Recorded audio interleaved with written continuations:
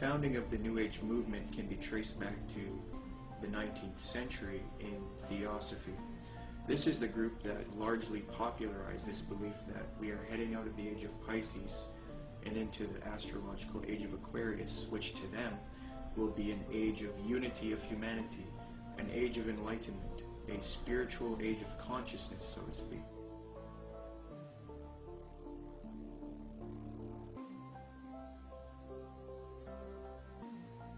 Very clear, yes. There's going to be a one world, political, economic, religion, and this is what all the globalists, the elite, the high-level occultists, the high-level New World Order people, this is what they're wanting. This is what the Bible pretty much clearly predicts as well. And this is obviously what we're moving to. The Freemason and One World Government advocate Zbigniew Brzezinski said the following in his work Between Two Ages, quote, "The technotronic era involves the gradual appearance of a more controlled society. Such a society would be dominated by an elite, unrestrained by traditional values. Soon it will be possible to assert almost continuous surveillance over every citizen and maintain up-to-date complete files containing even the most personal information about the citizen." This admitted New World Order agenda to create a one-world government that rules over humanity is not only political, it is also spiritual and based on what is known as the New Age. This can be verified with irrefutable documentation.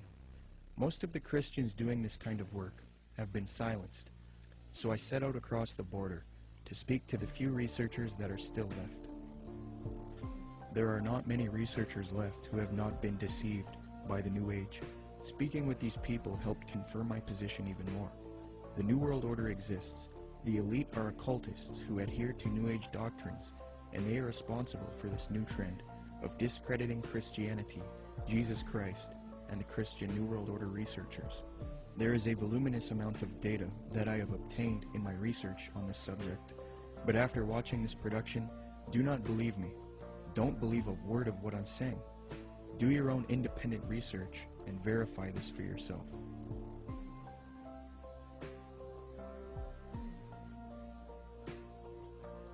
The very word secrecy is repugnant in a free and open society, and we are, as a people, inherently and historically opposed to secret societies, to secret oaths, and to secret proceedings. For we are opposed around the world by a monolithic and ruthless conspiracy. Here's the way they look at it. Here's their metaphor.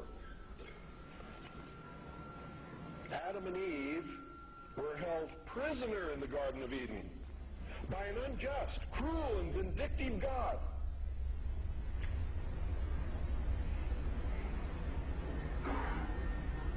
Until Lucifer, through his agent Satan, set man free from this garden by giving him the gift of intellect. Through the use of intellect, man will conquer the earth, will conquer nature, and will himself become God. It's taught in every Masonic temple in this land. Every secret brotherhood, every secret society, every mystical temple, every occult organization teaches the Luciferian philosophy.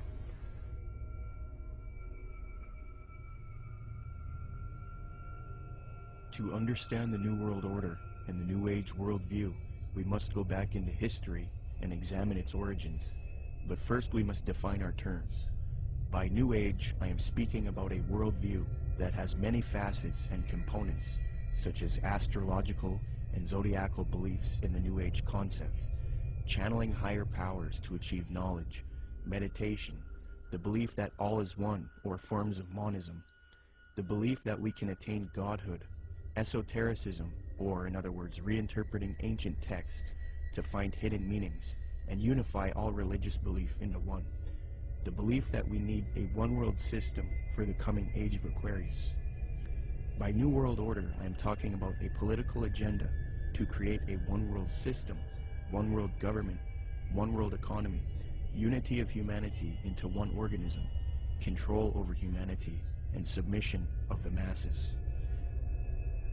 but today the largest countries of the world have agreed a global plan for recovery and reform, I think a new world order is emerging, and with it the foundations of a new and progressive era of international cooperation. To understand what is going on today with respect to the New World Order and the New Age movement, we must have recourse to the 19th century organization called the Theosophical Society. This organization in particular, among others, is largely responsible for the modern New Age movement and the political doctrine known as the New World Order. The founder of this organization was a woman named Helena Petrovna Blavatsky. Born August 12, 1831, Helena Blavatsky was very interested early in her life in the supernatural and the mythological. From 1848 to 1858, Blavatsky would travel the world to ascertain an understanding of the religious traditions of the world. She claimed to have traveled to South America, Egypt, Canada, France, Greece, Mexico, Tibet, India, Germany, and England during this time. It is said that during this travel she learned many mysteries, secrets, and occult knowledge from every walk of life. With all of this new esoteric information in her mind, she moved to New York in 1873. Then in 1875, she formed an occult organization called the Theosophical Society. She founded this society with two men, Colonel Henry Steele Olcott and William Quan Judge. According to Olcott, Theosophy already had thousands of members and branches all over the world by 1885. After New York, Blavatsky and Olcott established the Theosophical headquarters in India, and the membership roster grew increasingly as time went on. Blavatsky's influence came from her writings. Her first book was entitled Isis Unveiled, published in 1877. She started a magazine in 1887 called Lucifer Magazine. Her principal work, The Secret Doctrine, was then published in 1888. She then wrote The Key to Theosophy and The Voice of Silence. These works are now famous, and contained in these writings are the doctrines that helped mold the New Age movement to what it is today. It is said that part of Blavatsky's book, The Secret Doctrine, was channeled to her through an ascended master or highly evolved being called Kuthumi, who spoke to her. Belief in these ascended masters who communicate to humanity is very crucial when studying the New Age. We will look at that doctrine later. The age concept that says humanity is leaving the age of Pisces and entering the golden era or age of Aquarius was popularized by Blavatsky. She taught Theosophists, at any rate, some of them who understand the hidden meaning of the universally expected avatars, messiahs, socioshis, and Christs, know that it is no end of the world, but the consummation of the age, i.e. the close of a cycle, which is now fast approaching. Again, the messianic cycle of the man connected with Pisces. It is a cycle, historical, and not very long, but very occult, lasting about 2,155 solar years. It occurred 2,410 and 255 BC, or when the equinox entered into the sign of Ram, and again into that of Pisces. When it enters in a few years the sign of Aquarius, psychologists will have some extra work to do, and the psychic idiosyncrasies of humanity will enter on a great change. These Theosophists teach that Jesus was simply a representation of the age of Pisces, and that he was an initiate into the mystery schools, or cults of spiritual teachers and masters. They teach people that the new age of Aquarius is going to be that of a utopia, where the world unites into a one-world system, the exiting out of Jesus' age, and the entering into a new world teacher's age. They say each age is accompanied by a great world teacher, be it Buddha, Jesus, etc. So for the advent of the age of Aquarius, they claim a new world teacher will guide humanity into it. Blavatsky was reluctant to fuse these theosophic beliefs with politics, however. Nonetheless, she still advocated monism and a one-world brotherhood, or uniting, of mankind. In Blavatsky's book, The Key to Theosophy, she lists three main goals of theosophy: universal brotherhood of humanity without distinction of race, color, or creed; to promote the study of the world's religions and to investigate the hidden mysteries of nature.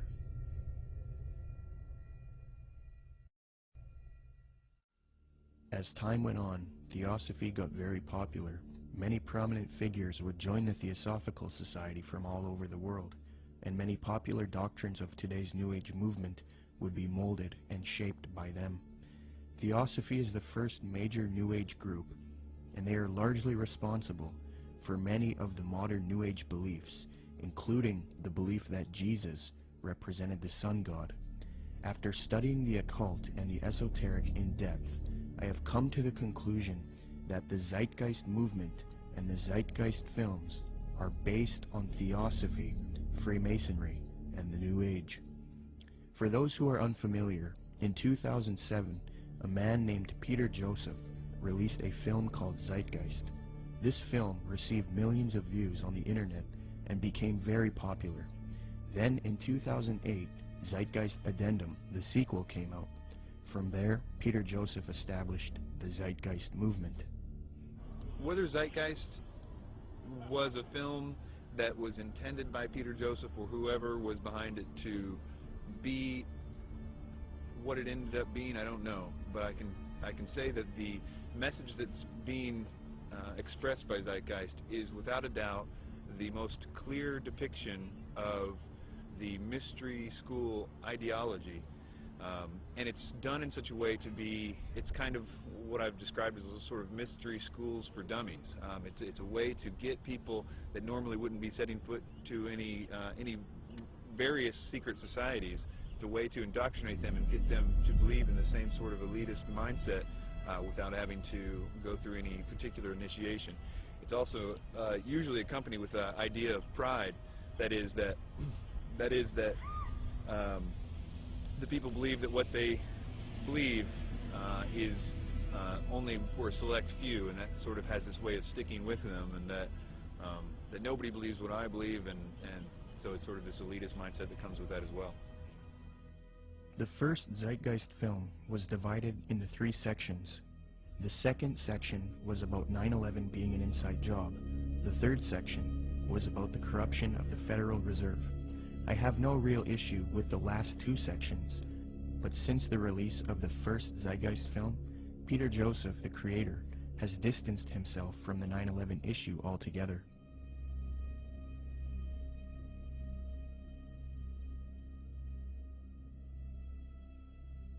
This makes me wonder if the only reason he spoke about 9/11 in the first film was to get the 9/11 Truth movement on board with his agenda. The first section of the film is what I have an issue with. Contained in this section is the modern belief system of the New Age movement, the Theosophical Society, and Freemasonry. With the Zeitgeist, it's, you know, Satan's good at what he does, bottom line. And the first one, what they do is they come right out and in the first segment, the first 38 minutes, they just go after Jesus Christ, his deity.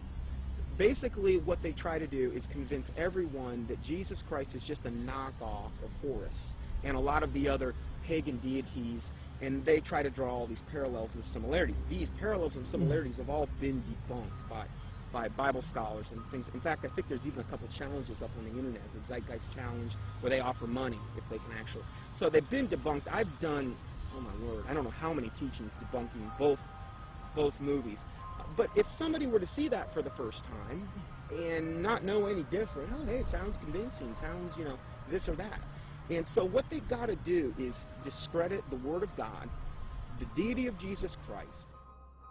As Theosophy grew, it produced influential figures such as Annie Wood Besant, born October 1st, 1847. She was a Marxist and a socialist. Besant was so inclined towards socialism that she defended it in public debates. One such debate was conducted between her and a man by the name of G.W. Foote, a secularist who supported republicanism. The debate was held at the Hall of Science on February 2nd, 9th, 16th, and 23rd, 1887, a 4-night debate series. The title of the debate was, "Is Socialism Sound?"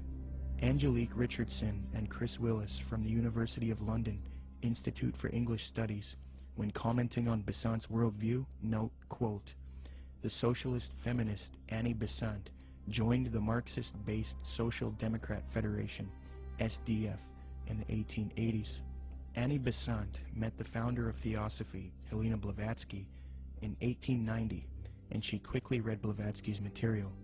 Besant recorded her first acquaintance with Blavatsky. She wrote, quote, "I was standing with my hand in her firm grip and looking for the first time in this life straight into the eyes of HPB. We rose to go, and for a moment veil lifted, and two brilliant, piercing eyes met mine, and with a yearning throb in the voice, 'Oh, my dear Mrs. Besant, if you would only come with us.' I said a commonplace, polite goodbye, and turned away with some inanely courteous and evasive remark. 'Child,' she said to me long afterwards, 'your pride is terrible. You are as proud as Lucifer himself.'" Besant would get involved with the secret society known as Freemasonry. In 1902, she established the International Order of Co-Freemasonry, and then set up lodges all over the world with theosophic underpinnings. Theosophy, Freemasonry, and Marxism are all connected with the New Age movement. Besant would become president of the Theosophical Society in 1908. As I give you the history and lay the framework for the origins of the modern New World Order ideology and the New Age movement, it is important to note the role of Freemasonry. As previously noted, Theosophy and Freemasonry were somewhat affiliated in the late 19th century. In fact, Helena Blavatsky received an honorary degree of Apprentice Companion, Perfect Mistress, Sublime Elect Scotch Lady, from the Rite of Adoption. She was awarded with these titles by the 33rd degree Freemasons John Yarker, M. Kaspari, and A.D. Lowenstock. Here is a reprint of the Masonic certificate that Blavatsky received.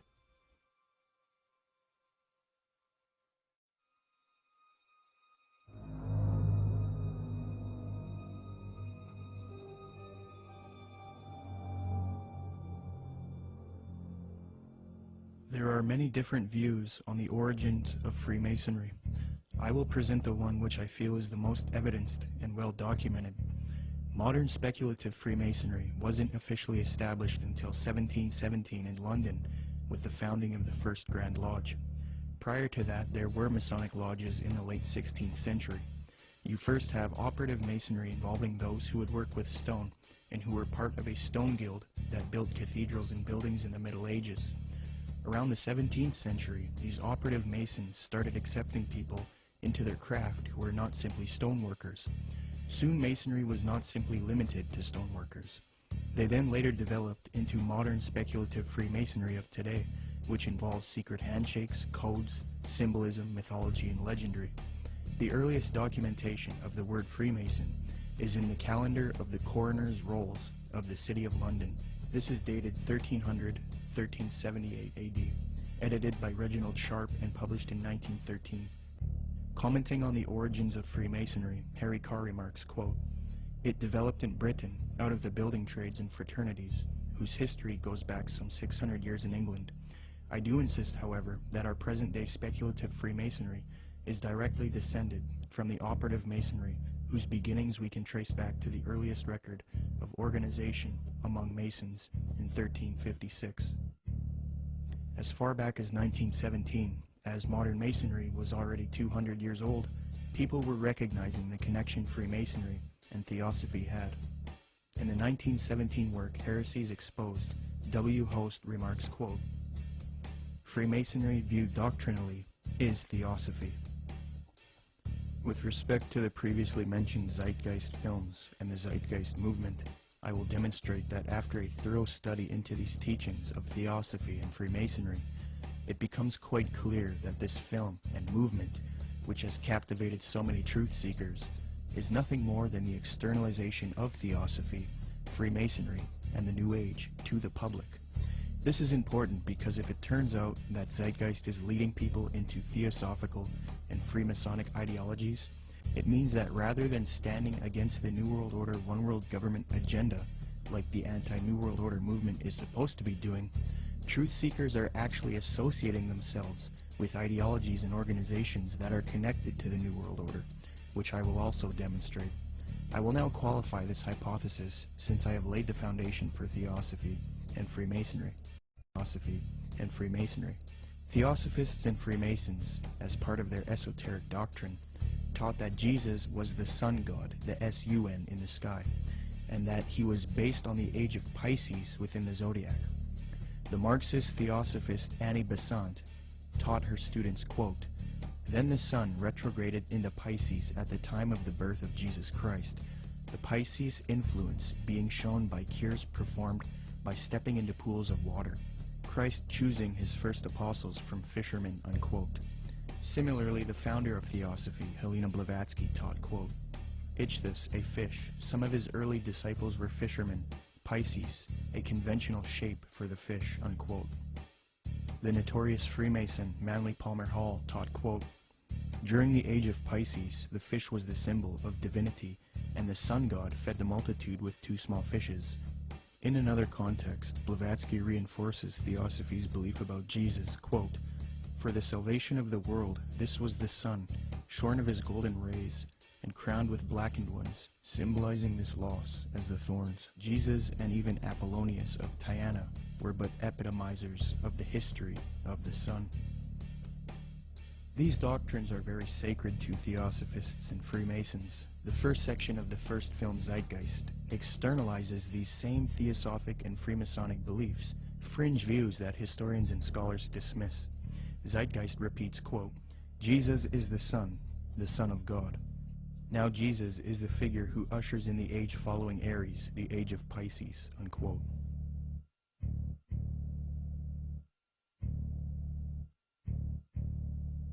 Now, noticing these parallels, one might think that Peter Joseph, the creator of Zeitgeist, was ignorant of the fact that he was indoctrinating people into Theosophic and Freemasonic ideologies. However, Zeitgeist is not only spreading these doctrines of Theosophy and Freemasonry, but Zeitgeist also associates itself with prominent Theosophists, Freemasons, New Agers, and occultists in their own transcript for the film, leaving little debate as to the connection it has to these groups. Zeitgeist listed all of its sources for the film in its online transcript, and among the names of people appealed to are Helena Blavatsky, the founder of Theosophy, the Freemason Albert Churchward, New Ager Acharya S., New Ager occultist and theosophical apologist Jordan Maxwell, the Druid Gerald Massey, Edward Carpenter, the socialist and acquaintance of Theosophist, Freemason, and Marxist Annie Besant, the Freemason Manly P. Hall, and the Druid Godfrey Higgins, who is associated with Helena Blavatsky. The fact that Zeitgeist chooses to associate itself with these prominent Freemasons, Theosophists, New Agers, and occultists shows us why the truth movement should avoid them. It is a well-known fact that these same esoteric organizations have openly stated that they wish to indoctrinate the public with their esoteric religious ideas and externalize their views to humanity, eventually resulting in a new world order for the age of Aquarius, which they all await with anticipation. Let me qualify this. As Theosophy grew, it produced another prominent woman named Alice Bailey, born June 6, 1880. She is one of the most influential Theosophists, and it was her who was responsible for convincing New Agers that humanity needs to make a one-world government and one-world religion for the age of Aquarius. In order to achieve this system, she deemed it necessary to teach humanity the religion of Theosophy and Freemasonry, the same doctrines that Zeitgeist is now spreading. Speaking on the spiritual war between esotericists and people who refuse to accept the New Age, she says, quote, "It will be fought largely with mental weapons and in the world of thought. It will involve also the emotional realm from the standpoint of idealistic fanaticism. This inherent fanaticism will fight against the appearance of the coming world religion and the spread of esotericism. It must not be forgotten that only those souls who are on the probationary path, or the path of discipleship, will form the nucleus of the coming world religion. There is no question, therefore, that the work to be done in familiarizing the general public with the nature of the mysteries is of paramount importance at this time. When the Great One comes with his disciples and initiates, we shall have the restoration of the mysteries and their exoteric presentation as a consequence of the first initiation." Alice Bailey also reveals that Freemasonry is meant to produce advanced occultists and is in accord with the theosophical goals. Quote, "The Masonic movement, when it can be, divorced from politics and social end, from its present paralyzing condition of inertia, will meet the need of those who can and should wield power. It is the custodian of the law, it is the home of the mysteries, and the seat of initiation. It holds in its symbolism the ritual of deity, and the way of salvation is pictorially preserved in its work. The methods of deity are demonstrated in its temples, and under the all-seeing eye, the work can go forward. It is a far more occult organization than can be realized, and it's intended to be the training school for the coming advanced occultists, unquote. The main source of Zeitgeist is Acharya S. She advocates one world system under the age of Aquarius. This is very interesting, as the main source that this traces back to is Alice Bailey.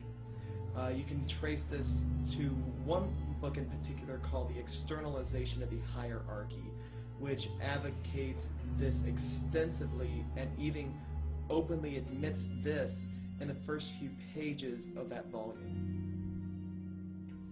In his book, The Arcana of Freemasonry, the Freemason Albert Churchward that Zeitgeist appealed to gave the following admission, quote, "Can the unity of the world be accomplished by Freemasons? Yes, and by Freemasons only."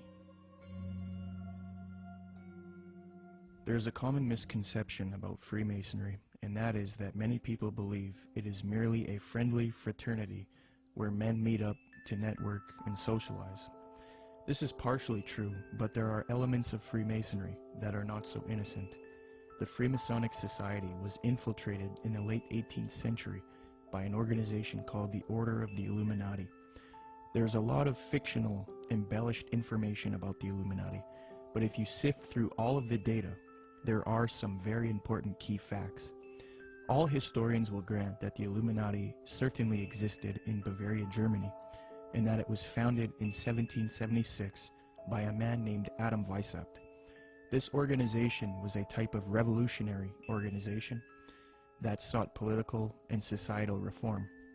The order grew and became very popular. It was then outlawed by the patriotic ruler of Bavaria, Duke Karl Theodor. He issued 3 edicts against the Illuminati, the third being in 1787. Illuminati writings were discovered after raids of castles and arrests of members. These writings were then translated from Old High German by 2 men contemporary with the Illuminati, Abe Barrel and John Robison. The writings were published in their works, Proofs of a Conspiracy and Memoirs Illustrating the History of Jacobinism. The writings revealed that the Illuminati wanted a one-world system ruled by them, the overthrow of religion, and the infiltration of Freemasonry to achieve this, so that they could operate under another name and occupation. The founder of this order, Adam Weishaupt, stated, quote, "Do you realize sufficiently what it means to rule in a secret society, not only over lesser or more important of the populace, but over the best of men, over men of all ranks, nations, and religions, to rule without external force, to unite them indissolubly, to breathe one spirit and soul into them, men distributed over all parts of the world." The prolific Freemasonic author and historian Albert Mackey reports, quote, "To give the order a higher influence, Weishaupt connected it with the Masonic institution, after whose system of degrees in esoteric instruction and of secret modes of recognition it was organized. The order at first was very popular, and enrolled no less than 2,000 names upon its registers, among whom were some of the most distinguished men of Germany.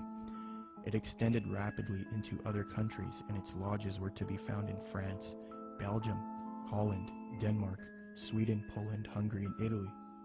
The original design of Illuminism was undoubtedly the elevation of the human race, but it cannot be denied that in the process of time, abuses had crept into the institution, and that by the influence of unworthy men, the system became corrupted. So fused with Freemasonry in the 18th century was the doctrine of elitism and globalization, the overthrow of religion, namely Christianity. The question is, did the Illuminati cease to exist after it was outlawed in Bavaria, or did it live on? According to historians like Mackey and others, the Illuminati infiltrated Masonic lodges all over Europe before it was persecuted by the Bavarian government. So with that in mind, How could the Bavarian government stop this order if it was already all over Europe? The answer is they couldn't have. The Illuminati was too big, and thus it continued under Freemasonry. The French historian Henry Martin reports, quote, Vicept proposed as the end of Illuminism the abolition of property, social authority, nationality, and the return of the human race to the happy state in which it formed only a single family, without artificial needs, without useless sciences, every father being priest and magistrate. President George Washington himself was convinced that the Illuminati existed after 1785, when it was outlawed in Bavaria.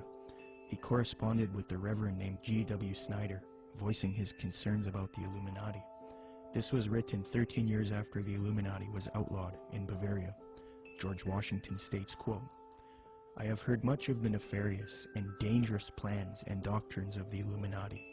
It was not my intention to doubt that the doctrines of the Illuminati and the principles of Jacobinism had not spread in the United States. On the contrary, no one is more truly satisfied of this fact than I am.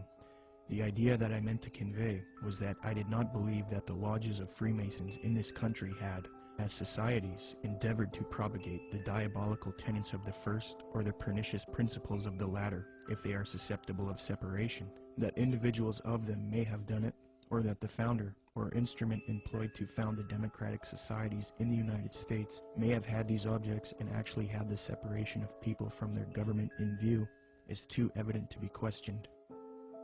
From President Washington, we learned that he believed the Illuminati was nefarious and dangerous. He had little doubt about the Illuminati spreading to America by 1798.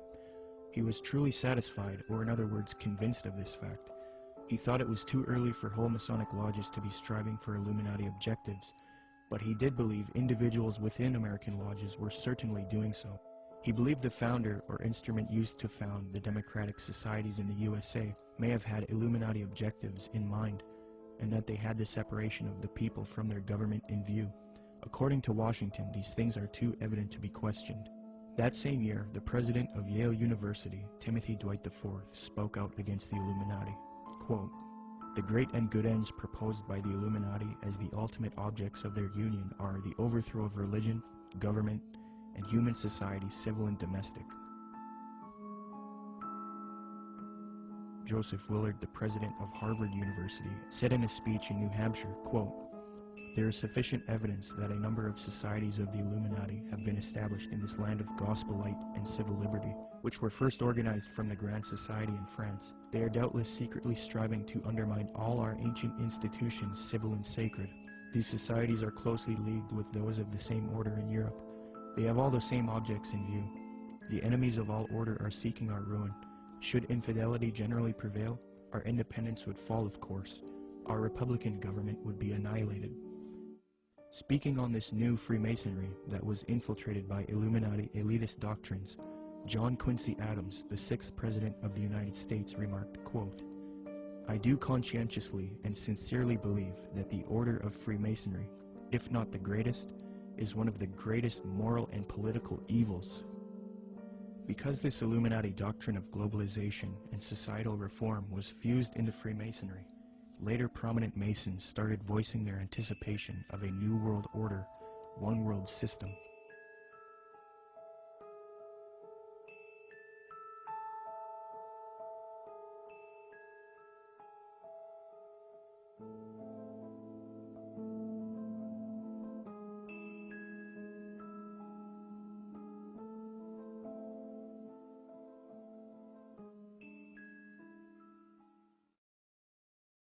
Freemasonry is just one of many ways to get people into the occult. But even more than that, it's able to get them into a really sort of packaged way to produce people that can be used in a more mechanical way in the system. That is, that they can be put into places of power to turn a lot of the gears and things like that. Let me demonstrate that the high levels of Freemasonry and Theosophy are now simultaneously striving for a new world order, one world religion. Their dogma is that for the upcoming age of Aquarius, humanity needs to unite into a one world government or new world order. The former Supreme Grand Master of the Fraternity of the Rosy Cross, or FRC, Reuben Swinburne Plimer, wrote in his work Ancient Mystic Oriental Freemasonry, quote, "Mystic Masonry is not only the key to the religion taught to all men in all ages from the very beginning of conscious life up to the present, but it holds the keys to these religious and is, in fact, the very repository of religion itself. It has for its object the uniting of mankind into a universal brotherhood." The 19th and 20th century Freemason and Rosicrucian Arthur Edward Waite admitted that secret societies he was involved with control political, scientific, and religious affairs. Waite believed that these societies always existed in every nation and are connected to modern societies, which I believe can be disputed. But nonetheless, he stated the following in his work, The Real History of the Rosicrucians, quote, "Beneath the broad tide of human history, there flow the stealthy undercurrents of the secret societies, which frequently determine in the depths the changes that take place upon the surface. These societies have existed in all ages and among all nations, and tradition has invariably ascribed to them the possession of important knowledge in the religious, scientific, or political order, according to the various character of their pretensions," unquote. The official Freemasonic Scottish Rite magazine, entitled The New Age Magazine, admits that it is for a New World Order, New World Religion, and New Age, quote, "Great God our King has chosen the great American public schools to pave the way for the new race, the new religion, and the new civilization that is taking place in America. Any mother, father, or guardian who is responsible for the taking away of the freedom of mind, freedom of will, or freedom of spirit is the lowest criminal on earth, because they take away from that child the God-given right to become part of God's great plan in America for the dawn of the new age of the world." 33rd degree Freemason Manly Palmer Hall advocated world government, quote, "The new Atlantis sets forth an ideal government of the earth. It foretells that day when in the midst of men there shall rise up a vast institution composed of the philosophic elect, an order of illumined men band together for the purpose of investigating the laws of life and the mysteries of the universe. The age of boundaries is closing, and we are approaching a nobler era when nations shall be no more, when the lines of race and caste shall be wiped out, when the whole earth shall be under one order, one government, one administrative body," unquote. Alice Bailey, the prominent theosophist, stated, quote, "The new era is coming. The new ideals, the new civilization, the new modes of life, of education, of religious presentation, and of government are slowly precipitating, and nothing can stop them." N. Sri Ram, a prominent theosophist and New World Order advocate, stated, quote, "Let us first consider the restoration of the mysteries. It is well known among members of the co-Masonic movement that its work has been faithfully continued up to the present, and that its number of lodges has steadily increased. I imagine that at such an auspicious time, when the inner and outer worlds will have come much nearer together, some of the great leaders of the hierarchy might take part in the outer work of reconstruction, and will then become the recognized leaders of the new world government," unquote.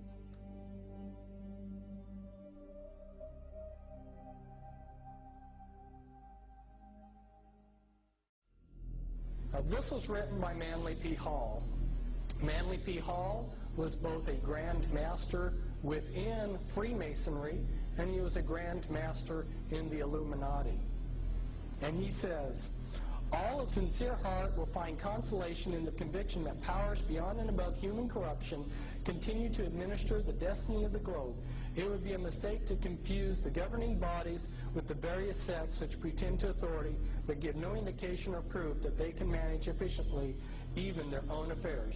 Now, Manly P. Hall knows who he's referring to here because he's part of that secret body. But of course, he speaks positively of it. The Zeitgeist films and movement have more ties to Theosophy and Freemasonry. At just 2 minutes into the second Zeitgeist film, Zeitgeist Addendum, a lecture of a man by the name of Jiddu Krishnamurti is played. Jiddu spent much of his childhood in southern India. Jiddu's father was a member of the Theosophical Society in southern India. When Jiddu was a boy, he was discovered by the theosophist C.W. Ledbetter. Ledbetter was a man who was brought up on charges of immoral behavior with young boys, yet he still had a close relationship with the president of Theosophy, Annie Besant. Ledbetter and Besant would adopt Jiddu and take him to England. They raised him and brainwashed him into the theosophic esoteric teachings. They were convinced that he was their return of the Christ and that he would lead humanity into the age of Aquarius as the world teacher for the New Age. Jiddu thought he was the Christ for many years due to being brainwashed, and he would give lectures speaking with authority on esoteric and occult matters. However, Jiddu became reluctant, and after many years decided not to be the Christ of Theosophy. He was a false Christ, and he later departed from Theosophy. He did retain connection with Theosophists, and devoted the later part of his life to giving lectures on New Age spirituality. He authored many books on the subject as well. The fact that Zeitgeist would include this man in their film, knowing his deep connection with Theosophy, should demonstrate to everyone the New Age esoteric nature of the Zeitgeist films and movement. One of the main claims of Zeitgeist is that the gospel story of Jesus is derived from the stories of previous pagan gods. They attempt to draw parallels between Jesus and these other gods to try to show that the story of Jesus is just a copycat story. Subsequently, these claims have all been debunked by scholars and historians. Zeitgeist appealed to Acharya S. for this theory. These claims can be found in her book, The Christ Conspiracy. Interestingly, it was the founder of Theosophy, Helena Blavatsky, and the Marxist theosophist Annie Besant who popularized these types of arguments and inserted them into the New Age movement.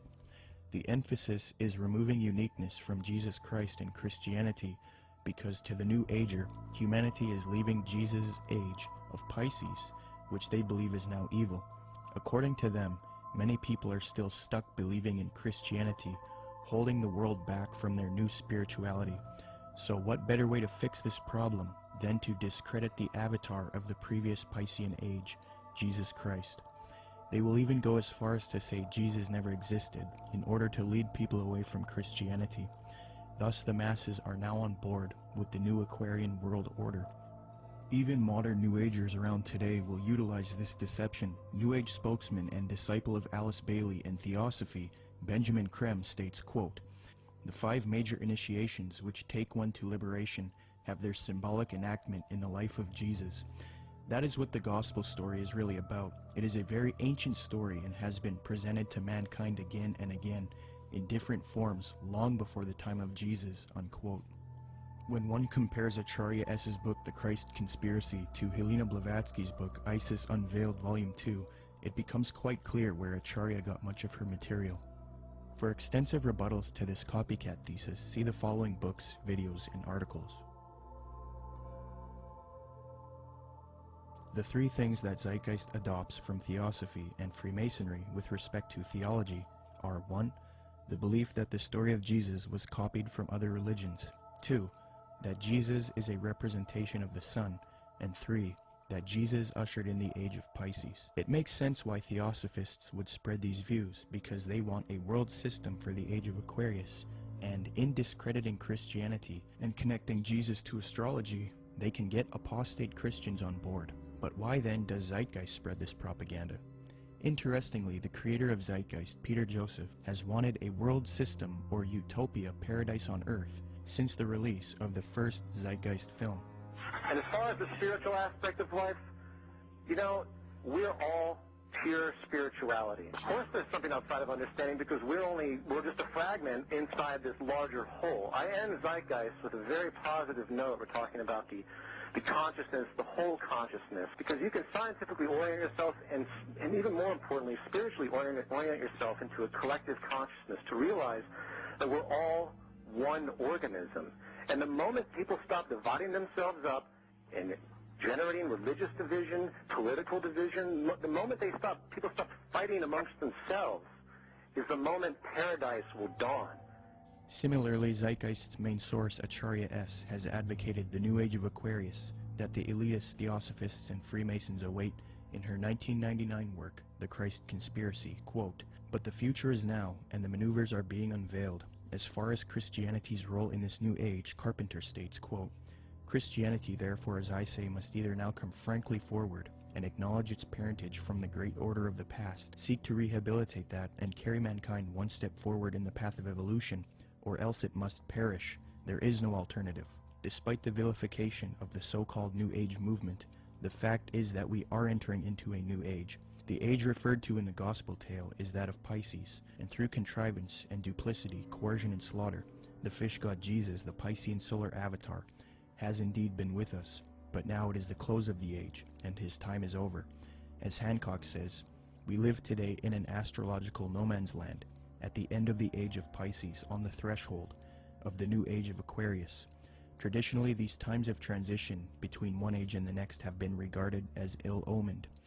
Ill-omened verily, as the ongoing destruction of the earth and the endless warfare over ideology will indeed produce the Armageddon so long awaited and planned by those who cannot live for today but must look towards an afterlife. By realizing the cultural unity revealed behind the Christ conspiracy, however, humanity can pull together and prevent this fall to create a better world. 75 years before Zeitgeist's main source Acharya S. penned that admission, the former president of Theosophy, Annie Besant, wrote something almost exactly the same, quote, "The equinox will reach the sign of Aquarius, coinciding the great cycle of influence. We can indeed hope to put a complete end to all the influence of the past cycle, with its tyranny, slavery, war, and cruelty.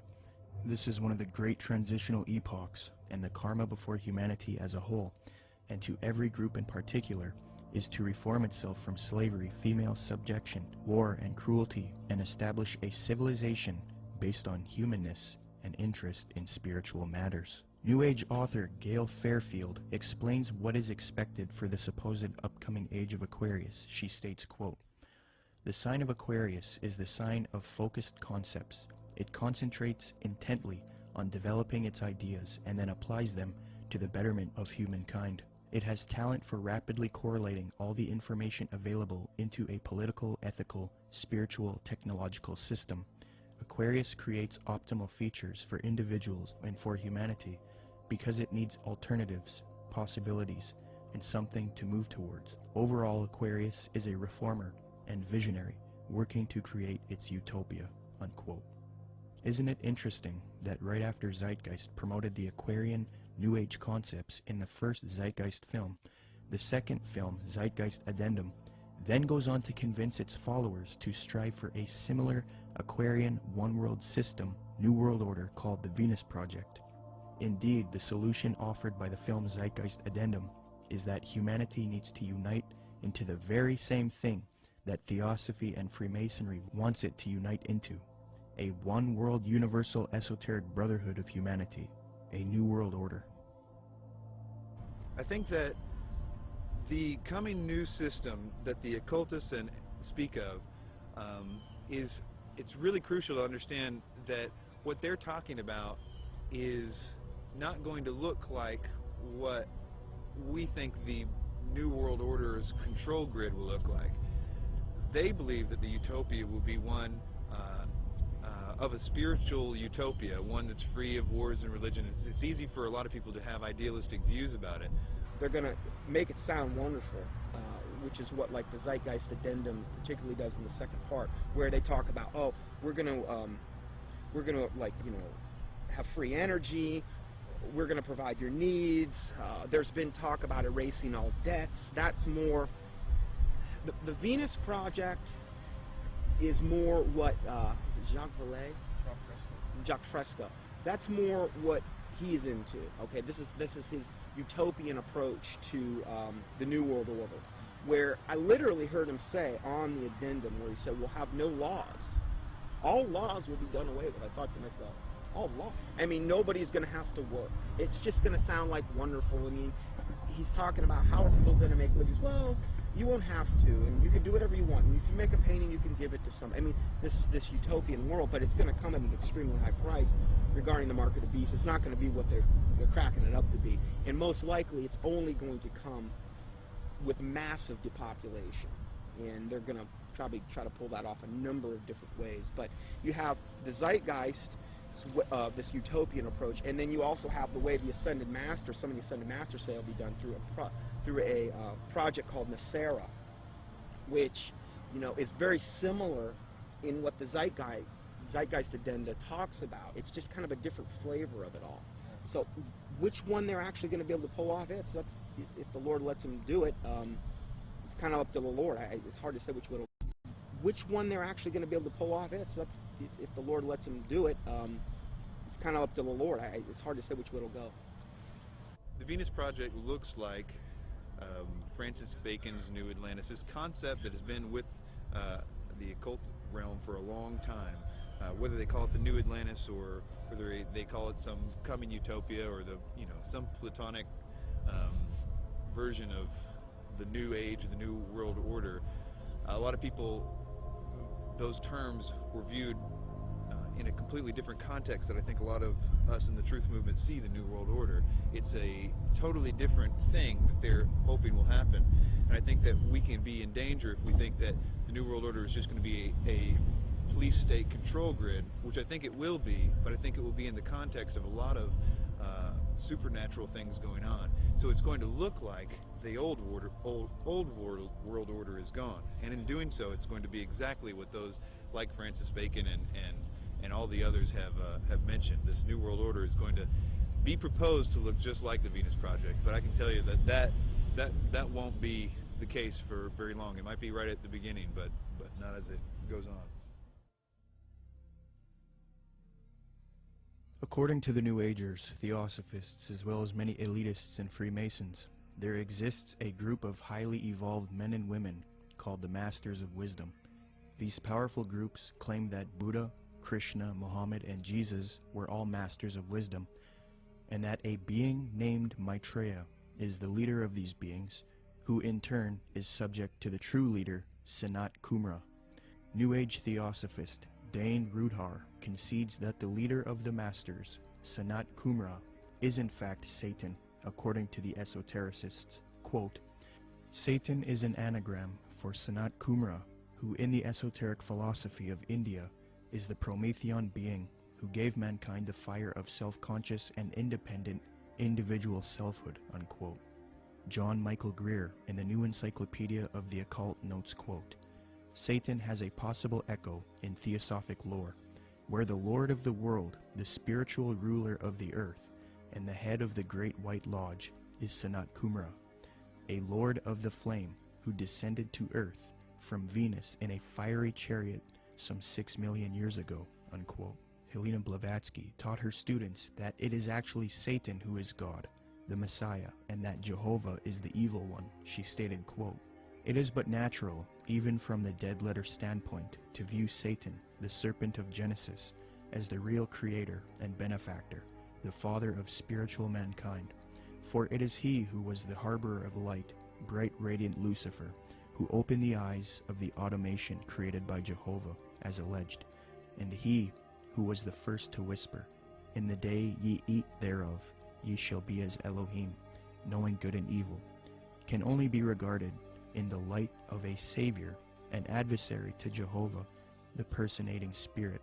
He still remains in esoteric truth, the ever-loving messenger, the angel, the seraphim and cherubim, who both knew well and loved still more, and who conferred on us spiritual instead of physical immortality. The Theosophist H. Alexander Fusel seeks to deify Satan. Quote, Satan, then, was originally a divine being destined to carry light and life to the netherworlds. He stands for the gift of free will and self-conscious mind to man, a power which at once seduces and uplifts man, for with free will comes the power to go astray. Satan is therefore man's teacher, unquote. Once you are willing to give worship to Satan is when you are given a certain kind of power that the deceived, those that are just thinking it's them or thinking that something else, can't have access to. So Freemasonry is a systematic way to get people to that level without actually just coming out and saying it right at first. One of the former leaders of the Theosophical Society, who was contemporary with Blavatsky and Annie Besant, tells us what the 19th century position on Satan is. In his work Spiritualism, Madame Blavatsky, and Theosophy, Rudolf Steiner states, quote, Lucifer is not a being that we can see with our present-day physical eyes. Lucifer can be seen only with the awakened clairvoyance. Seen clairvoyantly, in fact, Lucifer is a particular being who was left behind during the moon phase of evolution, unquote. N. Sri Ram, who often gave lectures at the United Nations, a major theosophist and writer for Lucifer magazine, clarifies, quote, "The adversary, or Satan, is no other than Lucifer, the light-bearer, the bright morning star. He is the initiator, awakening the divine faculties of intellect on man. He is the king of the fallen angels, spirits from higher spheres, who descended among primitive mankind of the third race, to develop in man and endow him with his self-conscious mind, or manas," unquote.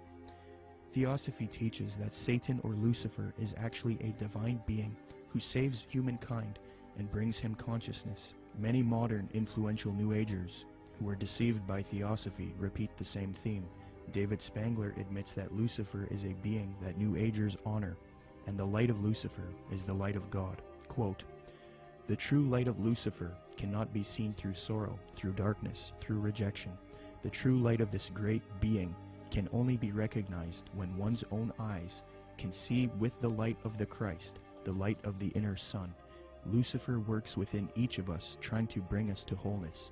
And as we move into a new age, which is the age of man's wholeness, each of us, in some way, is brought to that point which I term the Luciferic initiation, the particular doorway through which the individual must pass if he is to come fully into the presence of his light and his wholeness. Lucifer comes to give us the final gift of wholeness. If we accept it, then he is free, and we are free. That is the Luciferic initiation. It is one that many people now, and in the days ahead, will be facing, for it is an initiation into the new age. It is an initiation of leaving the past and moving into the new, shedding our guilt and fears, our anxieties, our needs, our temptations, and becoming whole and at peace, because we have recognized our inner light and the light that enfolds us, the light of God," unquote. So indeed the Luciferian doctrine is fused into the New Age movement due to Theosophy. Along with this doctrine is the belief that because of Satan, man is now thinking he will evolve, conquer the world, conquer nature, and become a god. The Freemason W.L. Wilmhurst bolstered the fact that Freemasonry is aimed at creating god men. The purpose of initiation is attaining godhood, he states, quote, "The height of the lodge, even as high as the heavens, implies the range of consciousness possible to us. When we have developed our potentialities to the full is infinite. Man who has sprung from the earth and developed through the lower kingdoms of nature to his present rational state has yet to complete his evolution by becoming a godlike being and unifying his consciousness with the omniscient, to promote which is and always has been the sole aim and purpose of all initiation," unquote. Danny and Englewood, you're on the air. Go ahead. Yeah, you're going to take this the wrong way, Peter J., director of Zeitgeist, but what you just said sounds exactly like Satanism. Not saying that you are satanic. I don't believe in Satanism. If you want to use that word, you know what Satanism that's your own you know what idea. Satanism is? Atheists.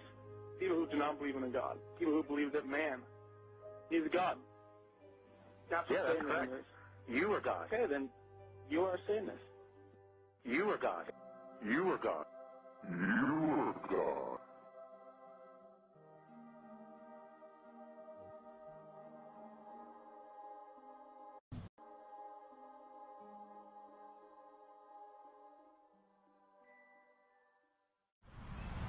Okay, can you tell us about Benjamin Creme, Maitreya, and the Ascended Masters?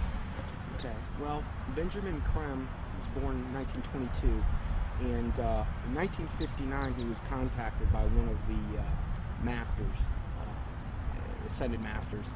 They don't really get real specific who actually contacted him first, but what they did is asked him if he wanted to participate in this coming, where he would actually talk about and be kind of like the John the Baptist for the coming Maitreya, as they called him.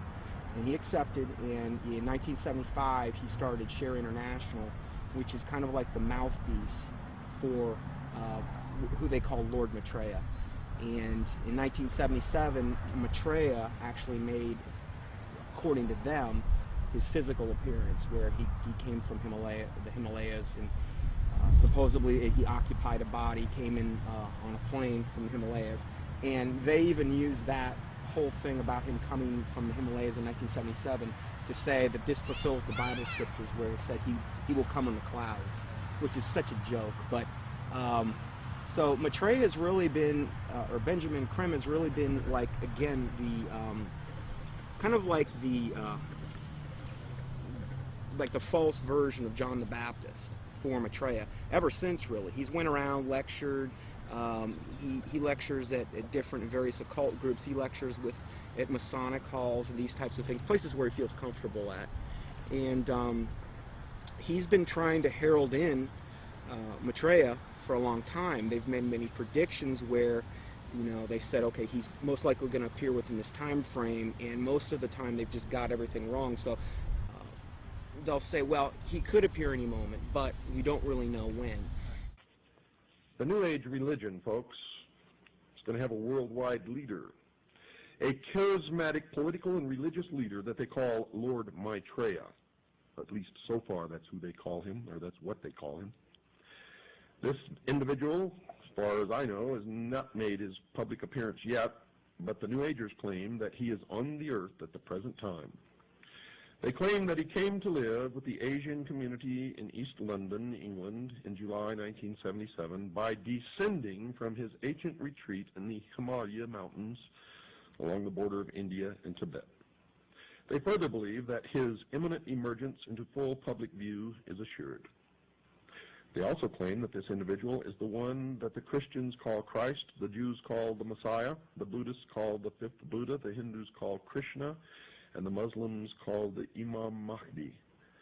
In other words, all of the major religions of the world are awaiting the arrival of this one individual. And they say that he is on the earth now, patiently waiting for the appointed time to reveal his existence to the peoples of the world. They say that he will apparently assume the leadership of all of these religions, and when he does, he will create a one-world religion. The New Agers have written that in the esoteric tradition, previously defined as being intended for or understood by only a chosen few as an inner group of disciples or initiates, in other words, the esoteric means hidden. They claim that the word Christ is not the name of an individual, but the name of an office or function within the spiritual hierarchy of masters. They claim that the masters are a group of perfected men who have guided human evolution from behind the scenes for centuries, and they believe that this Lord Maitreya is that Christ. Now, Manly P. Hall has written of this individual by identifying him as, quote, the way, the truth, and the life, which coming to every life redeems all who accept it, unquote. Since Jiddu Krishnamurti, featured in Zeitgeist Addendum, failed as the world teacher responsible for ushering in the Age of Aquarius one-world system, Theosophists, Freemasons, and occultists have been waiting for their world teacher since then. Well, on January 9th, 1959, a student of Alice Bailey and Blavatsky, who was already familiar with the doctrine of the Ascended Masters, Benjamin Creme, would come into contact with powerful forces who would appoint him to introduce Maitreya, the world teacher, to humanity. Creme's first experience is as follows. On January 3rd, 1959, Creme became possessed by an energy, and a message from an outside force said to him, "Go to Blackfriars Bridge, south side, Blackheath side, on January 9th, 9:30 p.m. So on January 9th, 1959, Benjamin Creme followed these instructions and crossed Blackfriars Bridge in London, walking to the south side. There was no one about. It was deserted. There was a car waiting at the far end of the bridge. He walked beside the car and looked inside of it. There were some people in it who he did not know, but one of them was a man who told him he had been receiving messages from the Ascended Masters. From there, Creme started receiving messages again from this force, who he now believed were these Ascended Masters that Theosophy invented. This entity told Creme to pull out his tape recorder. It began giving Creme long dictations, which he repeated into the tape recorder. The entity said, "Now our master Maitreya himself has something important to tell you." Krem then claimed to be overshadowed by Maitreya, this leader of the Ascended Masters. In a sense, he was possessed by Maitreya. Krem claims that the experience was that of total identification with everything and everybody in the world, a kind of universal experience such as he had never felt. He was filled with a foreign tremendous energy. Krem claimed to have seen a vision of himself in the future, as well as Maitreya, the world teacher, who ushers in the age of Aquarius, one world system. Later he was instructed that he would help introduce Maitreya to the world. Since then, Krem started an organization called Share International. They have a website as well. It is aimed at promoting Maitreya and the teachings of Theosophy and the New Age. Krem admitted that he was influenced by Helena Blavatsky and Alice Bailey. Quote, "To many today, this awareness includes the recognition of higher states of consciousness attained by those who make up the emerging spiritual kingdom, the masters and initiates of the world. Their existence was first revealed in modern time by H.P. Blavatsky, co-founder of the Theosophical Society, as long ago as 1875. A more detailed communication about the masters and their work was given by Alice A. Bailey between 1919 and 1949. In her book The Externalization of the Hierarchy, she revealed the existence of a planned return to physical plane work and activity by this group of enlightened men, which return, I submit, has already begun."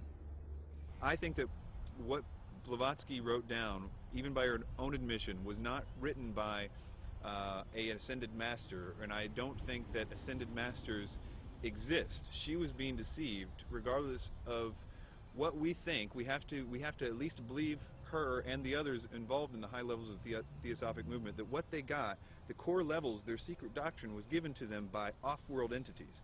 The research becomes, who are these off-world entities? And this is the other part of that research. Is what those entities said true or not? I understand that it's very poetic. It's very easy and seductive to believe, because when you read some of her stuff or some of the other stuff that's written directly from demonic entities, it's extremely seductive. We must understand that these beings are thousands of years older than us, and they're very smart. We're no match for them. The smartest of us are no match for the intellect of them, but their desire is to deceive us. So we are outmatched in this regard. So that's why it's seductive when we read it. The most current thing that they're doing right now has been since last December, this supposed star sign, which is really, again, they just try to knock off from the Bible as much as they possibly can. This is like a knockoff of the Star of Bethlehem in the Bible. And in that, they're saying that there's going to be these, what they call star-like luminaries in the sky. 4 of them that are in different quadrants of the earth. They're 5 times the size of a football field, according to them. And people are seeing these things, and they've got a whole, up on shareinternational.org, they've got a whole section devoted to this, where people are sending in pictures, there's stars, and what they are spaceships. That's what they're admitting to at this point. And more people are seeing them, but evidently this is going to be the thing that really, really heralds in Maitreya, up until they have the day of declaration when he makes his public emergence. And this is supposed to be on the major media? Yes. When he makes his big debut,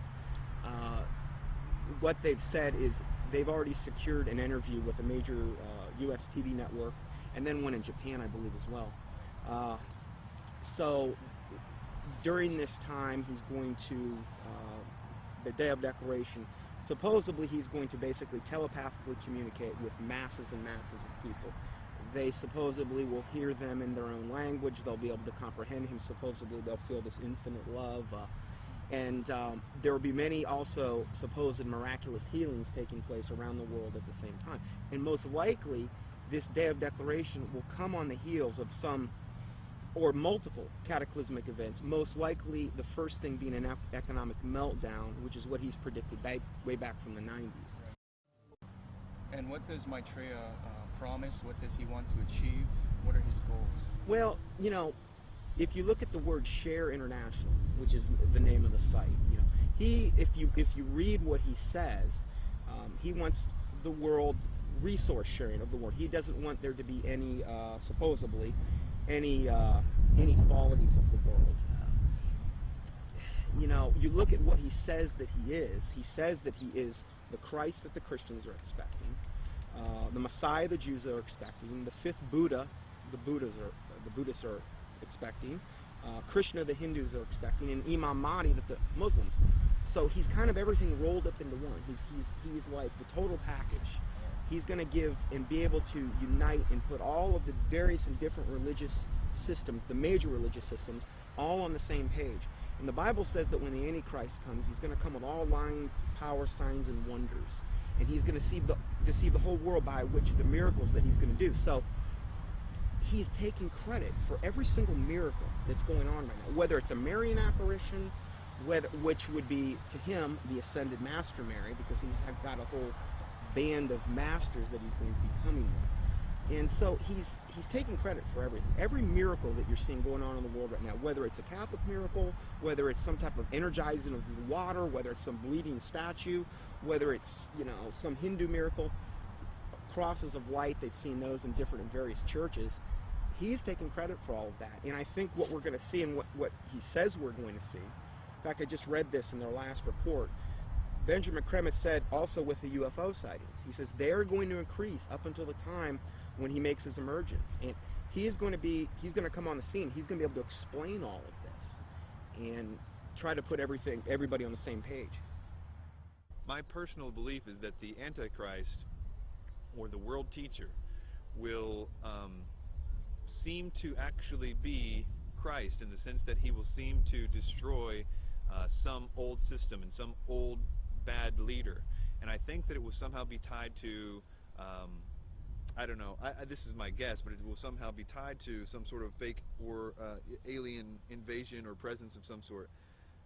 I don't know if Maitreya fits all those characteristics, but I wouldn't doubt it for 1 minute if he was. My personal opinion is that Krim is somebody who is being talked to by entities and is doing what he's told to be doing.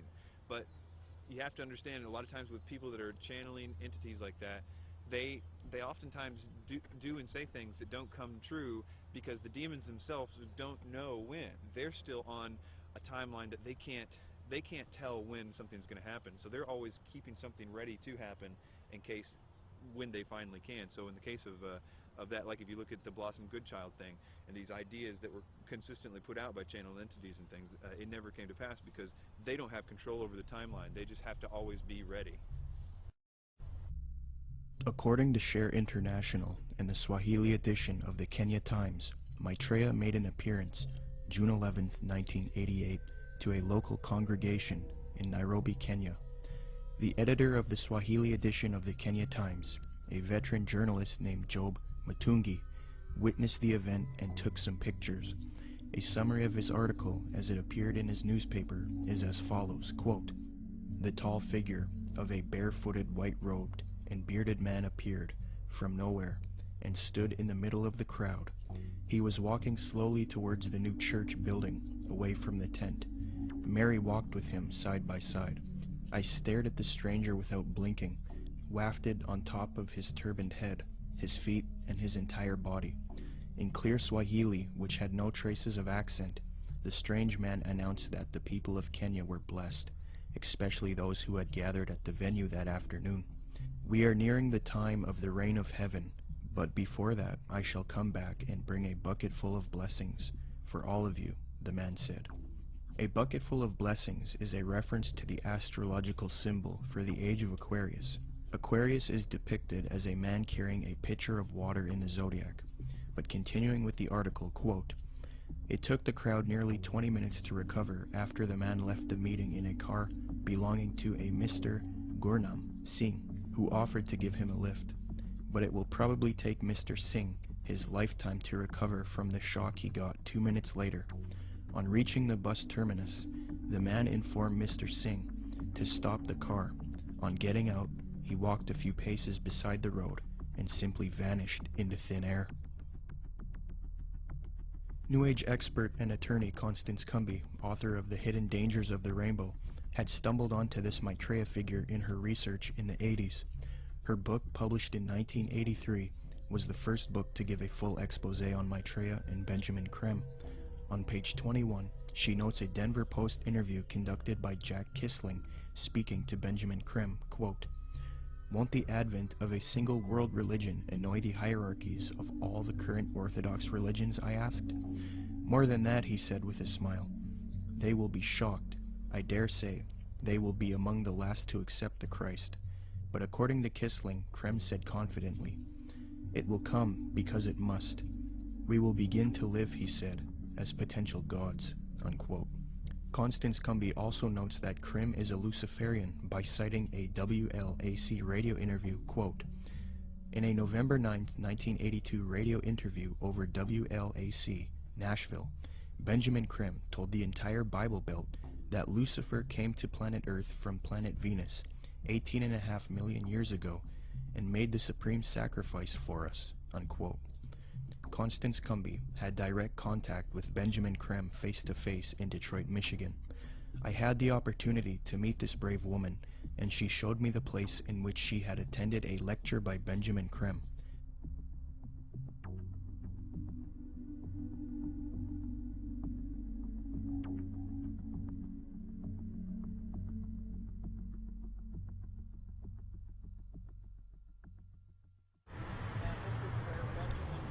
Spoke to a packed crowd November 4th, 1981, and Bread for the World was out there, had tables, Oxfam, every group you could think of was sitting out there. They were passing out brochures. The brochure is reproduced in both of my books. Benjamin Creme came in. He opened, he gave some kind of a hand signal that looked something like that, and I thought at first he was waving to somebody, but the crowd appeared to flip into a trance. And then he started speaking, and he was rotating his head. I can't even come close to, it was as close to a 180-degree spin of a head as I've ever seen. How his head didn't snap off, I'll never know. And then he started talking and laying out what they were doing, and the crowd was thoroughly under several degrees of hypnosis.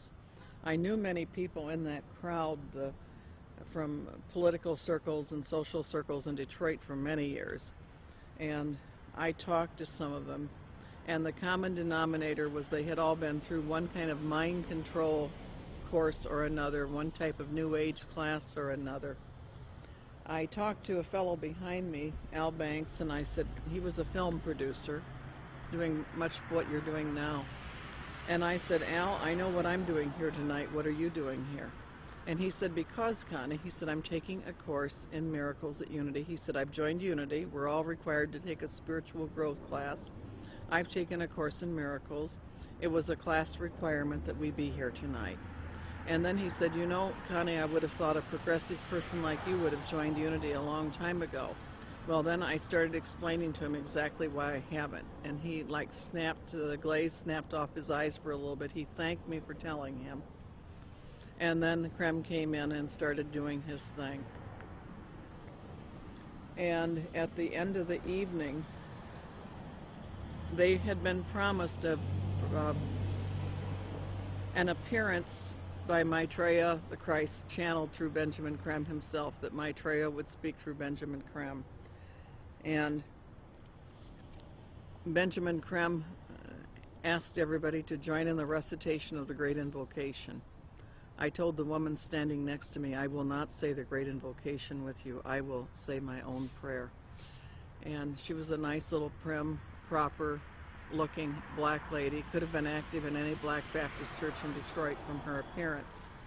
And she said, "No, that's all right, honey. We all have our own paths to God." I said, "The reason I will not say the Great Invocation with you, the scriptures clearly said that the Antichrist would come denying that Jesus was the Christ." I said, "Benjamin Creme has denied it all evening and said Jesus was not the Christ and this Maitreya was." And the woman said what Benjamin Creme had said. She said, "There's been many Christs." I said, "There's been one, and his name is Jesus." And people turned from rows around and looked at me like I was crazy. And So then Benjamin Krem came in and he started the nearly close to 180-degree spin of his neck again. And the crowd's hypnotic trance appeared to deepen, and he started out from the point of light within the mind of God, may light spring forth ever. And I went nice and clear, and I'll tell you, the acoustics in that building are wonderful. I said, Our Father, who art in heaven, hallowed be thy name. Thy kingdom come, thy will be done. And I did that each and every stanza. And they got down to the last part, said, May light and love and power fulfill thee plan on earth, and may it seal the door where evil dwells. And I said nice and loud and clear, I said, May Jesus Christ return to earth and end the evil present in this room tonight. Well, the funniest thing happened, or may I say it did not happen. Benjamin Krem stood there. He waited, and he waited. He clearly was watching for something to come over him, and it didn't happen. And he finally said to the crowd, he said, That will be all. You are dismissed. And, of course, everybody was extremely disappointed. And we went to the door, and I went walking out. I had brought some co-spies with me. They were kind of chickening out at that point and waiting for me. They were afraid of being ripped limb to limb.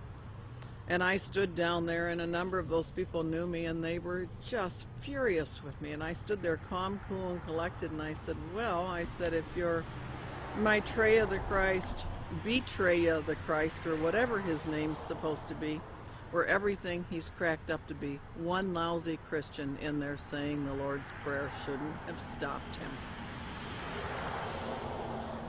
And Benjamin Krem has never come back to Detroit, although that was probably the most successful night financially and crowd-wise that he'd had in the United States. The following is a video taken in Iraq at a Shia Muslim festival. Share International and Benjamin Krem have put out that this is indeed an appearance of Maitreya, the supposed world teacher for the age of Aquarius, one world government. Commenting on this video, Share International reports, quote, Imam Mahdi, unexpected appearance, proclaims the title of a video posted on YouTube. A miraculous figure of glowing brilliant white light appeared on a video filmed in Karbala, Iraq, on the night of Ashura, 6 January 2008. This Shia Muslim ceremony commemorates the martyrdom of the grandson of the Prophet, Hussein, whose tomb is in Karbala. Benjamin Krem's master confirms that the light figure is Maitreya, Imam Mahdi to the Muslims, and that his dance-like movements with a sword remind us of his coming with the sword of cleavage. Could this be real, or is it a hoax? Is Maitreya real, or is he a hoax? Whatever the case may be, it turns out that it is not only New Agers and occultists who believe in this Maitreya, but politicians, presidents, and elitists also follow Maitreya. Wayne Peterson, a retired American diplomat and admitted supporter of Maitreya with connections to the Pentagon and the United Nations, stated the following about Mikhail Gorbachev and the White House in a Vision magazine interview, June 20th, 2000. Reporter Kendall Klug asks, I believe Mikhail Gorbachev has publicly stated his belief of the existence of Maitreya. Do you know if this is true? Wayne Peterson answers, I have one little story I could tell you about Gorbachev. A friend of mine who has worked with the World Bank went to the Heads of State Conference in Europe and gave a speech where he borrowed many of Maitreya's ideas for economic reform out of a book by Benjamin Krem that I had given him. He told me that he had read the book on his flight to Europe and realized that his keynote address to these world officials, especially presidents and prime ministers, it was a very high-level meeting, was going to be very boring, with many having heard similar sentiments over and over. So he thought he would throw in some of Maitreya's ideas into the speech. The country he was in had a reigning monarch who invited him to lunch the next day. When he showed up for lunch, there were 16 to 20 people there, including Mr. Gorbachev. The monarch of this country said to my friend, I suppose you're wondering why we invited you here today. Well, we are all curious about where you got those ideas for your speech, which you presented yesterday. He said that my friend Wayne gave me a book written by Benjamin Creme about Maitreya's mission. Immediately they nodded their heads. We thought so, was the apparent response. That's why we invited you here. We all know of Maitreya, and we're doing what we can for him. But we are not able to say anything publicly because we are world leaders. We each have our own public to deal with. Only one person there stood up and said that they could use his name to legitimize these sightings, and that was Mikhail Gorbachev. He was the only man in the room who would say, "Use my name if you want." The reporter asks, "Do you think President Clinton has had an experience with Maitreya?" Wayne Peterson: "I don't know if President Clinton has. I believe that former President Bush has. We used to have transmission meditation groups that Maitreya had asked us to do around Washington, D.C. People who were interested in Maitreya and the reappearance story would get together once a week in Georgetown, in the home of President Bush's main counselor at the White House. President Bush came over to this house for dinner one night, and the hostess was in the dining room as President Bush asked her, "What do you think? I'm running against Clinton in this election. Am I going to win?" She said, "No, Mr. President, you are not. Maitreya has already said that you are going to lose to Clinton." Bush never challenged her, but merely said, yeah. He didn't ask who Maitreya was. He was very quiet, and then said, "I think I've got to go now." Benjamin Creme has said many times that he had heard from one of Maitreya's associates that Maitreya had appeared to Bush and that they had a discussion in the White House. So that incident with my meditation group seemed to confirm that Bush did in fact know of Maitreya. I do know people in the White House have been visited by Maitreya many times, and the people I'm talking I've seen on the front page of the Washington Post, standing next to the president. In a December 19, 2008 London Telegraph article, major media organization, Mick Brown praises Maitreya and Benjamin Creme, stating, quote, "This week has come encouraging news for anyone with an interest in signs and wonders, or desperate for a chink of light in the prevailing gloom, which probably means most of us. A savior is at hand."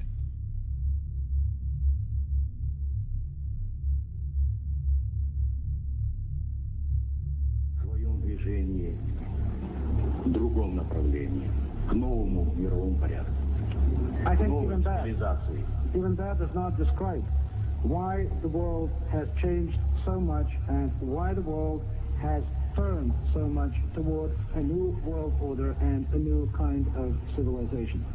Maitreya is one of the main theosophy in Maitreya. The whole UN movement, the whole Lucis Trust movement, world goodwill, they're going out of their way to try to discredit it and say, well, you know, Jesus, all he really was a disciple of Maitreya. He's still a disciple of Maitreya. Maitreya is over him, and Jesus, they believe what happened is Jesus heralded in the age of Pisces. Now what we're going to be doing is now we need to herald in the age of Aquarius. This is where the New World Order comes in, and this is what Maitreya is going to bring. So we're going to de-emphasize Jesus, and we're going to move over to Maitreya. Jesus is just a disciple of Maitreya anyway, according to them.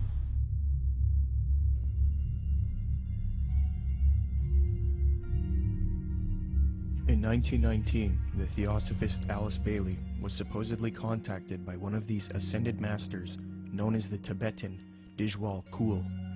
From 1919 to 1949, Bailey would write 24 books, and according to her, she would do automatic writing, a new age way of channeling and letting the force write for you.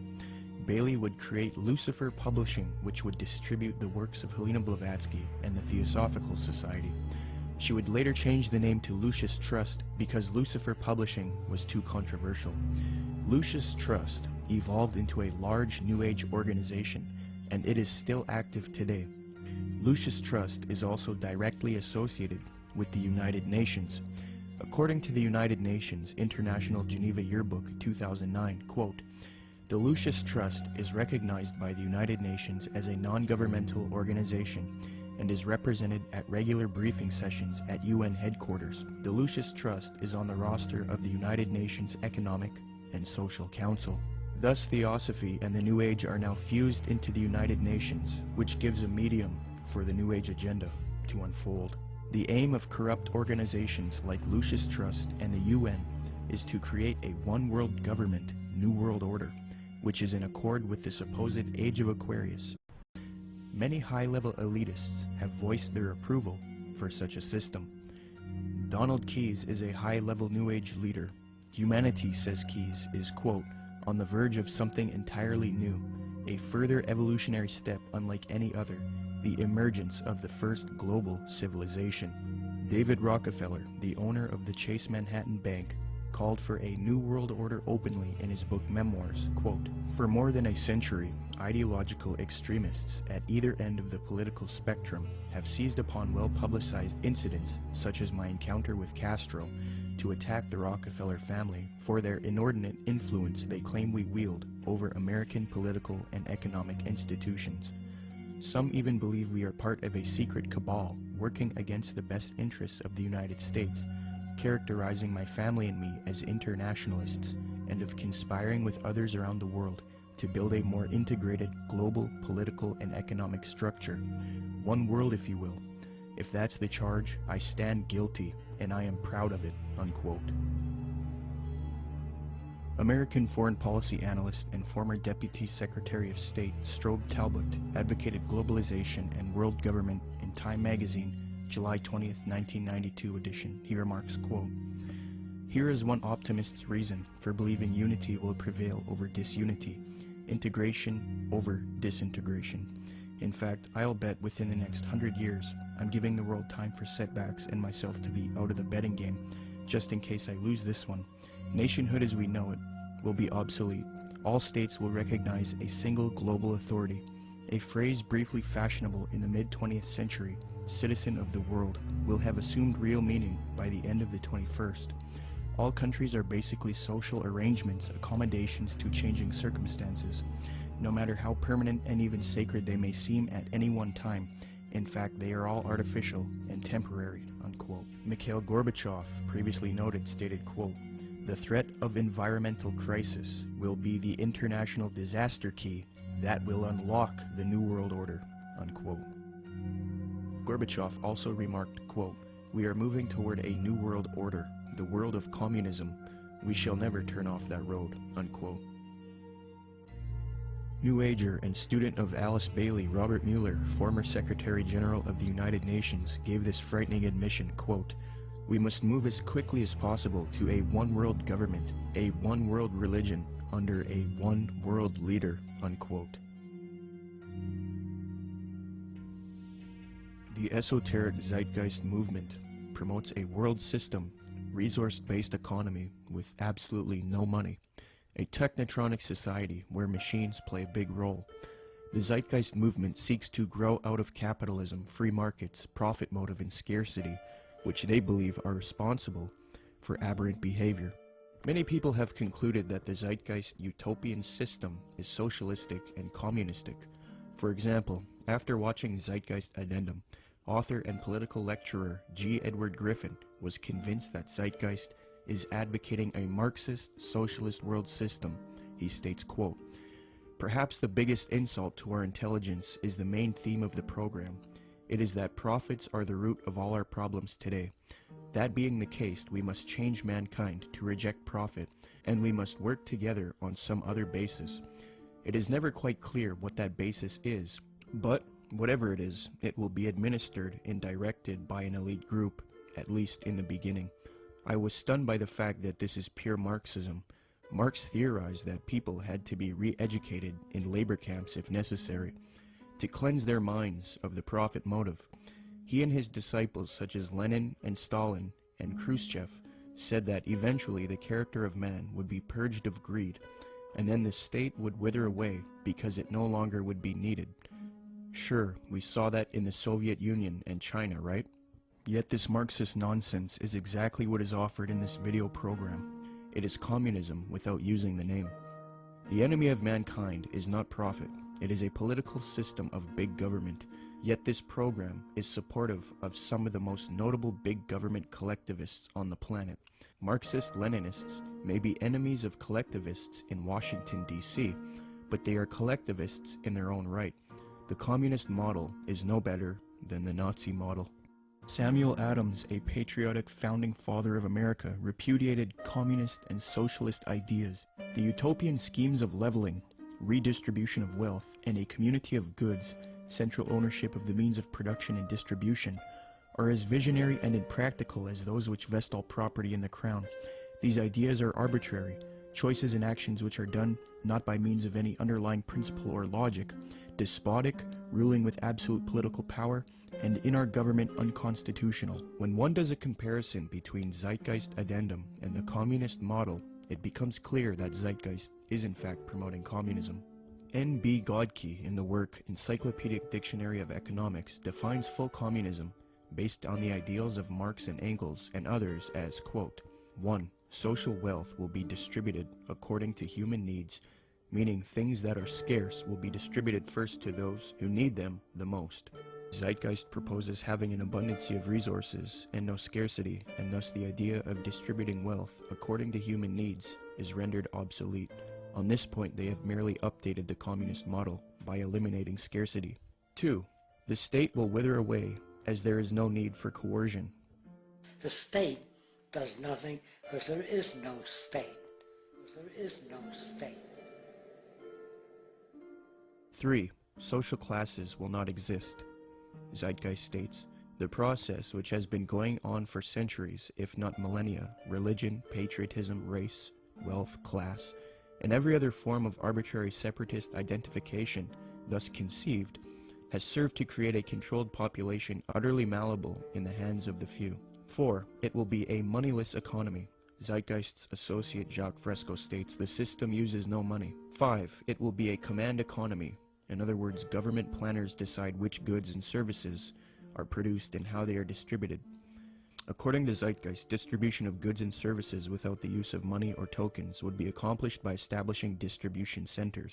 These centers would be similar to expositions, where the advantages of new products are explained and demonstrated. Exhibition centers will display what is new and available and will constantly be updated.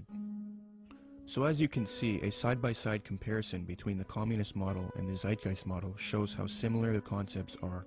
The Marxist website entitled socialismoryourmoneyback.blogspot.com, after reviewing the Zeitgeist movement and their admissions, stated this on July 26, 2009, quote, "This, surely, is the same as what we call world socialism," unquote. So even the socialists will admit that the Zeitgeist movement is in fact world socialism. Adams Wass explains, quote, "Communism and the Marxist utopia of a moneyless society where products were distributed rather than sold and bought," unquote.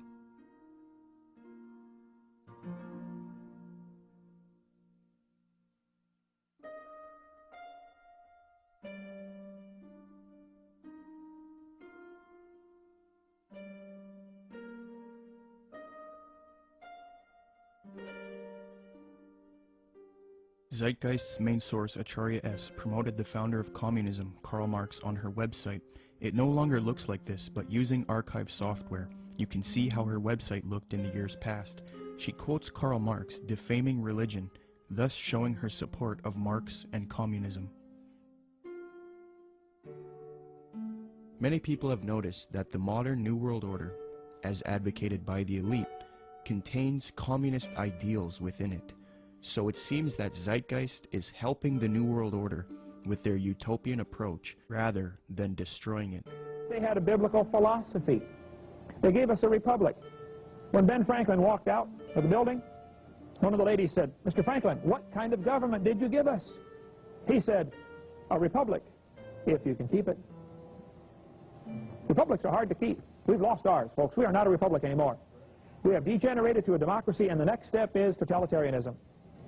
We're that close to becoming a totally socialistic and then communistic country in America. You watch, it's going to happen real soon. What they're going to do next time is manufacture a depression, coming real soon probably, collapse the U.S. economy, which can easily be done overnight. And then everybody will line up and say, "Oh, hey, we're starving. What can we do?" They're going to say, "You know, we really got a problem. We need to solve this." Constance Cumby recognized that the New Agers desire a communist world system, quote, "The New Agers feel that the program they are offering the world would satisfy the basic desire of communists in that it proposes a form of world socialism. These books were calling for a new world order with an accompanying global food redistribution program aided, of course, by modern technology, i.e. computers," unquote. A redistribution program aided by modern technology and computers is exactly what the Zeitgeist movement is advocating. Notice how similar Zeitgeist's plan is to the New Age agenda just mentioned in Constance Cumby's book. In the Zeitgeist orientation lecture, Peter Joseph states, "Just as each city has a central organizational dome which functions as the brain along with its nervous system, consisting of computerized environmental monitoring via satellite and electronic probes, the larger world complex absorbs each city and monitors the broad spectrum of the environment, making sure there isn't a problem or material resource needed in any of the individual cities, while also regulating larger order processes for all the cities and the environment as a whole."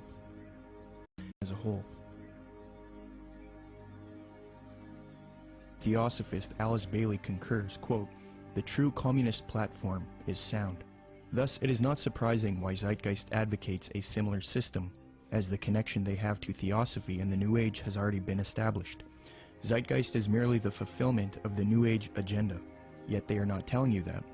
So the Theosophists and New World Order advocates would love nothing more than for people to join the Zeitgeist movement. In fact, at 47 minutes and 25 seconds into the Zeitgeist orientation lecture, Peter Joseph cites a quotation of Karl Pearson. What is interesting is that the man that Joseph admiringly appeals to support his worldview, Karl Pearson, was a notorious eugenicist and social Darwinist who advocated war against certain races. He was a socialist and contemporary of Karl Marx. In fact, Theodore M. Porter, in his work Karl Pearson, The Scientific Life in the Statistical Age, states, quote, "Pearson's appreciation of Marx was real, especially in early 1881. In his first essay on socialism, he called Marx, quote, one of the most extraordinary characters which this century has produced," unquote. New World Order research involving lectures, radio addresses, and writing used to be conducted by people such as William Cooper, Fritz Springmeier, John Todd, Randall N. Baer, and Kent Hovind. The unifying factor in all of these people was that they were all Christians. They would expose the New World Order and its New Age Luciferian communist aims. They would promote belief in Jesus Christ and the Word of God, and tell people to resist the mystery religions of Theosophy and Freemasonry while exposing them. However, all of these men have either been murdered or framed and jailed, silenced. William Cooper was shot dead in 2001 as he was ambushed. Fritz Springmeier was framed, discredited, and jailed. Randall N. Baer had his car ran off of a mountain pass. John Todd was framed, discredited, jailed, and then murdered. Kent Hovind was singled out for tax evasion and then jailed. Okay, so Fritz Springmeier, you knew him, right? Yes. Okay, so you got some letters from him, is that? Yes, when Fritz, when they put Fritz in prison, and there's been, it was pretty much a trumped up charge of, I think marijuana or something, talk of robbing a bank, this type of stuff.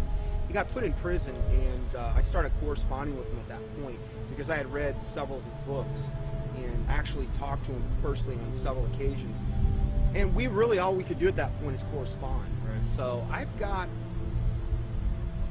several handwritten letters from him, and the last time I had heard from him was several years back, and he had been in it wasn't his fault, and I think it might have been arranged where he was in a fight.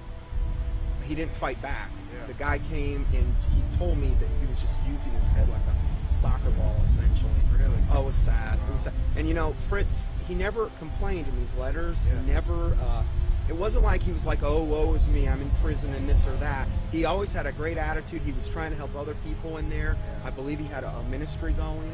Amen. And, you know, I can't say enough good about Fritz Springmeier. Now that the Christian New World Order researchers have been silenced, the truth movement has been infiltrated by people who purport to be against the New World Order, yet they advocate the New Age religion, a new utopia, and they all speak against Christianity and the Bible. The people who took over the truth movement and who are allowed to live and teach the public, such as Jordan Maxwell, Michael Tessarion, Peter Joseph, David Icke, and others, all of these people have one unifying factor. They are all strictly against Christianity, and they are all heavily associated with the New Age, Theosophy, and Freemasonry. I think Jordan Maxwell is somebody who is just deceived. It's my personal opinion, and I could be wrong about this, that Jordan Maxwell is not a paid disinformation agent, or he's not somebody that is a high-level Satanist. I think that Jordan Maxwell is like many of us in the truth movement. We have been deceived by a lot of very clever disinformation. In his case, Blavatsky and the secret doctrine and that whole concept that really got him on a roll. Jordan Maxwell is a person who believes that the entities that he's involved with, that he had experiences with in the desert, etc., were Pleiadians. And I think that he thinks that they chose him to teach the world certain things. So in that context, it's very hard for him, or really anybody, to break free of that paradigm, because in that paradigm he gets to be this super special individual, and we all are vulnerable to that. If we have supernatural experiences where entities tell you that you are the chosen one and that you're going to do something, it's very hard not to believe them, because that's what you want. And so it's very hard, and of course, in doing so, in thinking, okay, these guys, these Pleiadians are on my side, when in actuality they're demons, they would coax him to do certain things, like he mentioned later, to go into these seances or whatever. In doing that, they can have more control over him, because they're demons and they have a system to get more control over a person. And if they do that, then he can start to be used more thoroughly by them, and he can do exactly what he promised them that he would do, to be a channel for them. And that's what his life has been about, being used, despite his probably very good intentions. He has been a tool of the New World Order. And so my view is that Jordan Maxwell's ends up promoting the New World Order. In that particular session, he goes on to say that the New World Order, that a bad time is coming, but that time must come in order for it to be destroyed, to bring the birth of the New World Order. Out of chaos comes order. So he was saying that the old system must be destroyed to come the new system. And that is exactly what the double-headed phoenix rising out of the ashes is all about. The old system of the New World Order is what we see building up all around us. It is going to get really, really bad, but it is going to be destroyed, in a sense, because that faucet is being run by evil. We all know that the things that are happening to the world right now are being done because of evil. So if evil's causing all those things, evil can also turn that faucet off at just the right time in order to make it seem like whoever stopped it, and therefore is the savior. So that new system will seem like the utopia that Jordan Maxwell says we all need to wait for. It's interesting that he says that at that time that's when the aliens, our gods, are coming back to stop it. That's the deception. That's what the people in have been saying of the occultists, saying that that's what the demons are going to do for a long time. It's easy to be seduced, especially in Tessarian's case, who was raised since 11 years old saying this is truth. He was raised by Rosicrucians, raised by these people by his own admission. He was doing the tarot cards at the age of 11 by his own biography. This is the example of being raised in a system, being told one thing is true and the other thing is not. It's biased is what it is, but nevertheless, I think in that reason these people deserve our sympathy. One way or the other, they are deceived. Even if they are intentionally doing it, which is possible in the case of Tessarian, and it's possible in the case of Maxwell too, I suppose. Even if they're intentionally doing it, they have to deserve our sympathy and even our prayers, because even if they're intentionally doing it, they are still deceived.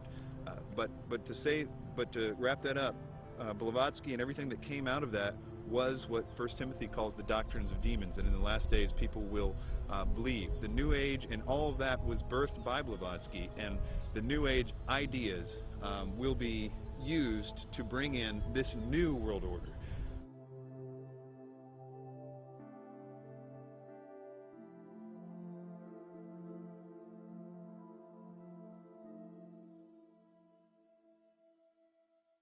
The negative impact of population growth on all of our planetary ecosystems is becoming appallingly evident. Unless nations will agree to work together to tackle these cross-border challenges posed by population growth, overconsumption of resources, and environmental degradation, the prospects for a decent life on our planet will be threatened. But this callous disregard for the right to life of every human on the face of the earth has been predicted before in the New Testament. John was moved to write, quote, "Yea, the time cometh, that whosoever killeth you will think that he doeth God's service," unquote. The New World Order, ladies and gentlemen, will sail in on a sea of blood.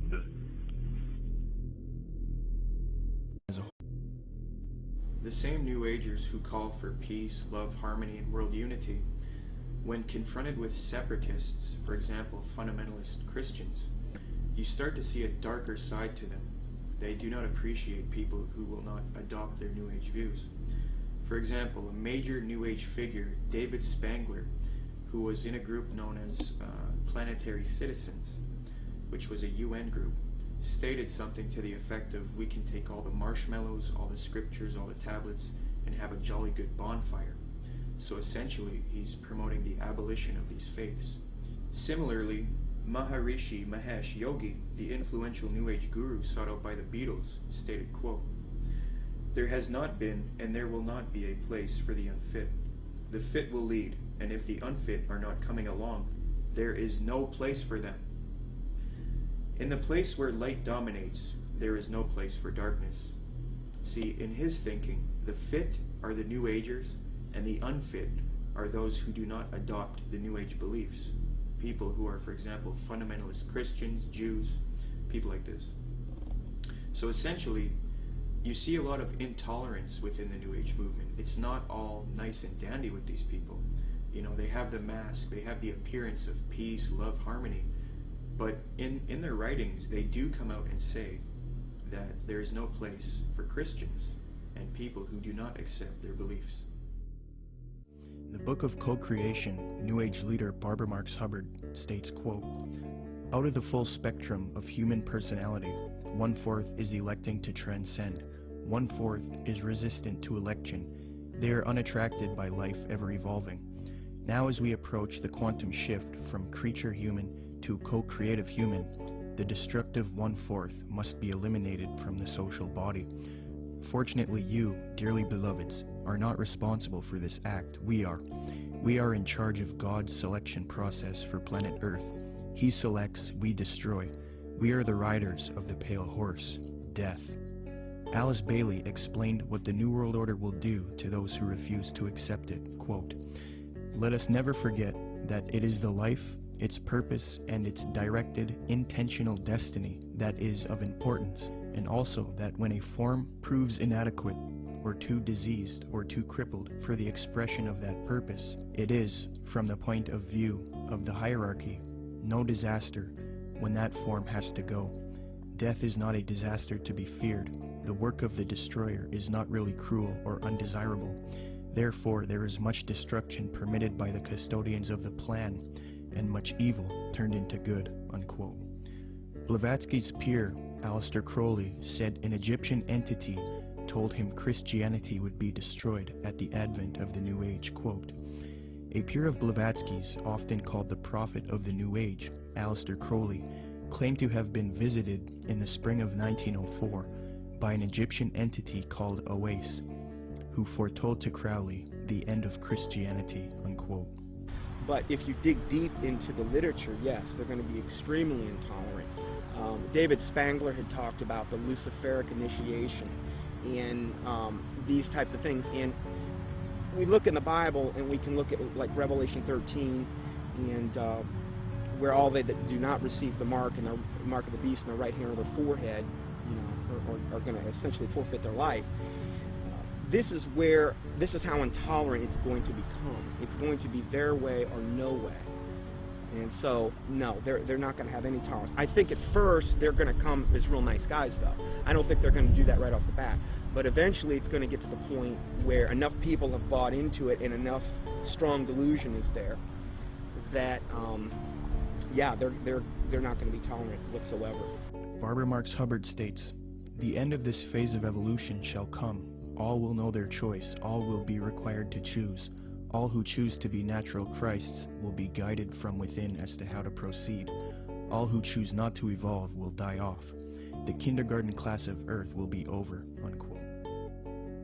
Robert Mueller, previously mentioned, states, quote, I am surprised that no one has yet thought of creating a pro-Earth, humanity-challenging organization which would put itself in the shoes of our Mother Earth and rejoice whenever humans diminish in numbers or consume less. It would give yearly prizes to people, events, or institutions which achieve a reduction of the human population or of the consumption of Earth resources. The first prize should go to the United Nations, which through its World Population Conferences and anti-population work has prevented 2,200,000,000 more people from being born between 1952 and the year 2000.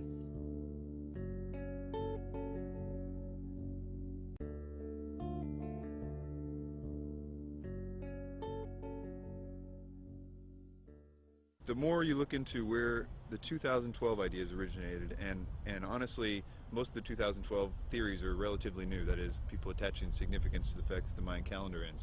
And almost without exception, they are by people that are channeling entities. A lot of times they say it's the Pleiadians that they're talking to, or the Syrians, or in the case of David Wilcock, it's Ra and Seth. Most of the time, what the entities are telling the people don't always match up, but they always seem to be telling the same things. And for the most part, a lot of those early people that got the information from spiritual entities were saying that it was a great cosmic enlightenment that was coming in 2012. And so that to me seems to be the most direct idea that the spirit world wants us to think, because it's oftentimes accompanied with this idea that they want the person they're telling to go out and tell more people. So 2012 became significant on the internet because people felt like it was their mission to tell other people because they were having supernatural experiences.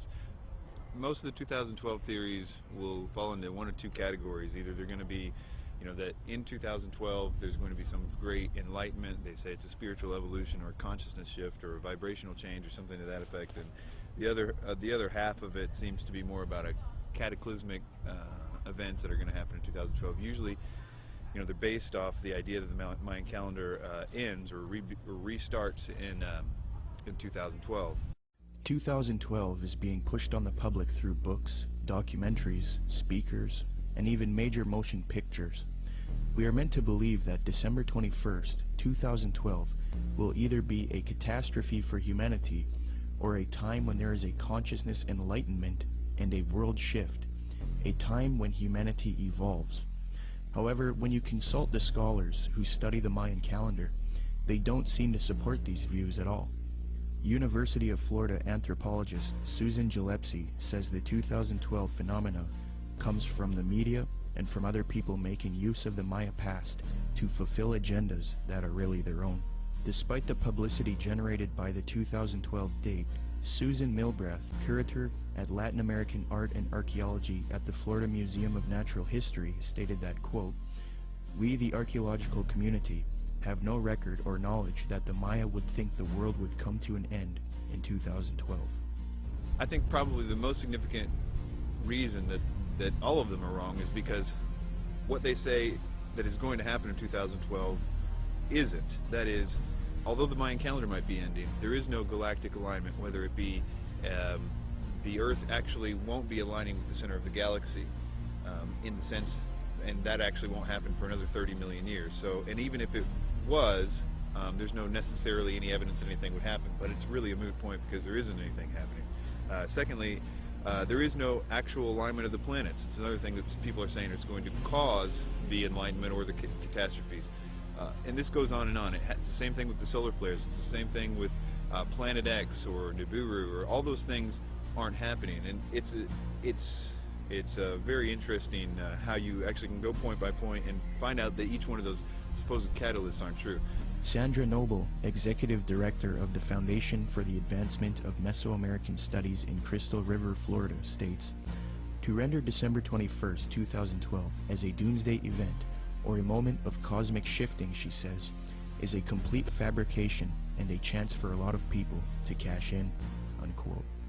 Many people are indeed cashing in because of the 2012 hysteria, but the reason 2012 is being pushed on the public so much is because it is in 2012 when the elite occultists and the New Age advocates plan to usher in the Age of Aquarius one-world system.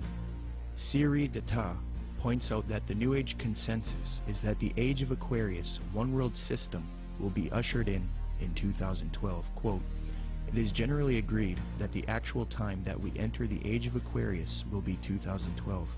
Unquote. Could this whole 2012 concept be propaganda to get people to accept the Age of Aquarius in 2012?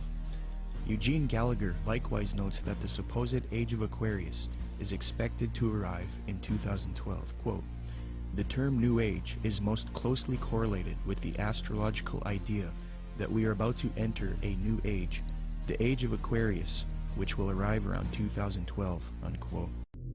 Michael P. Mao states, "Yet 2012 does not mark the end of the world as oft predicted, but the birth of a new golden era, popularly known on the Earth plane as the Age of Aquarius." Unquote.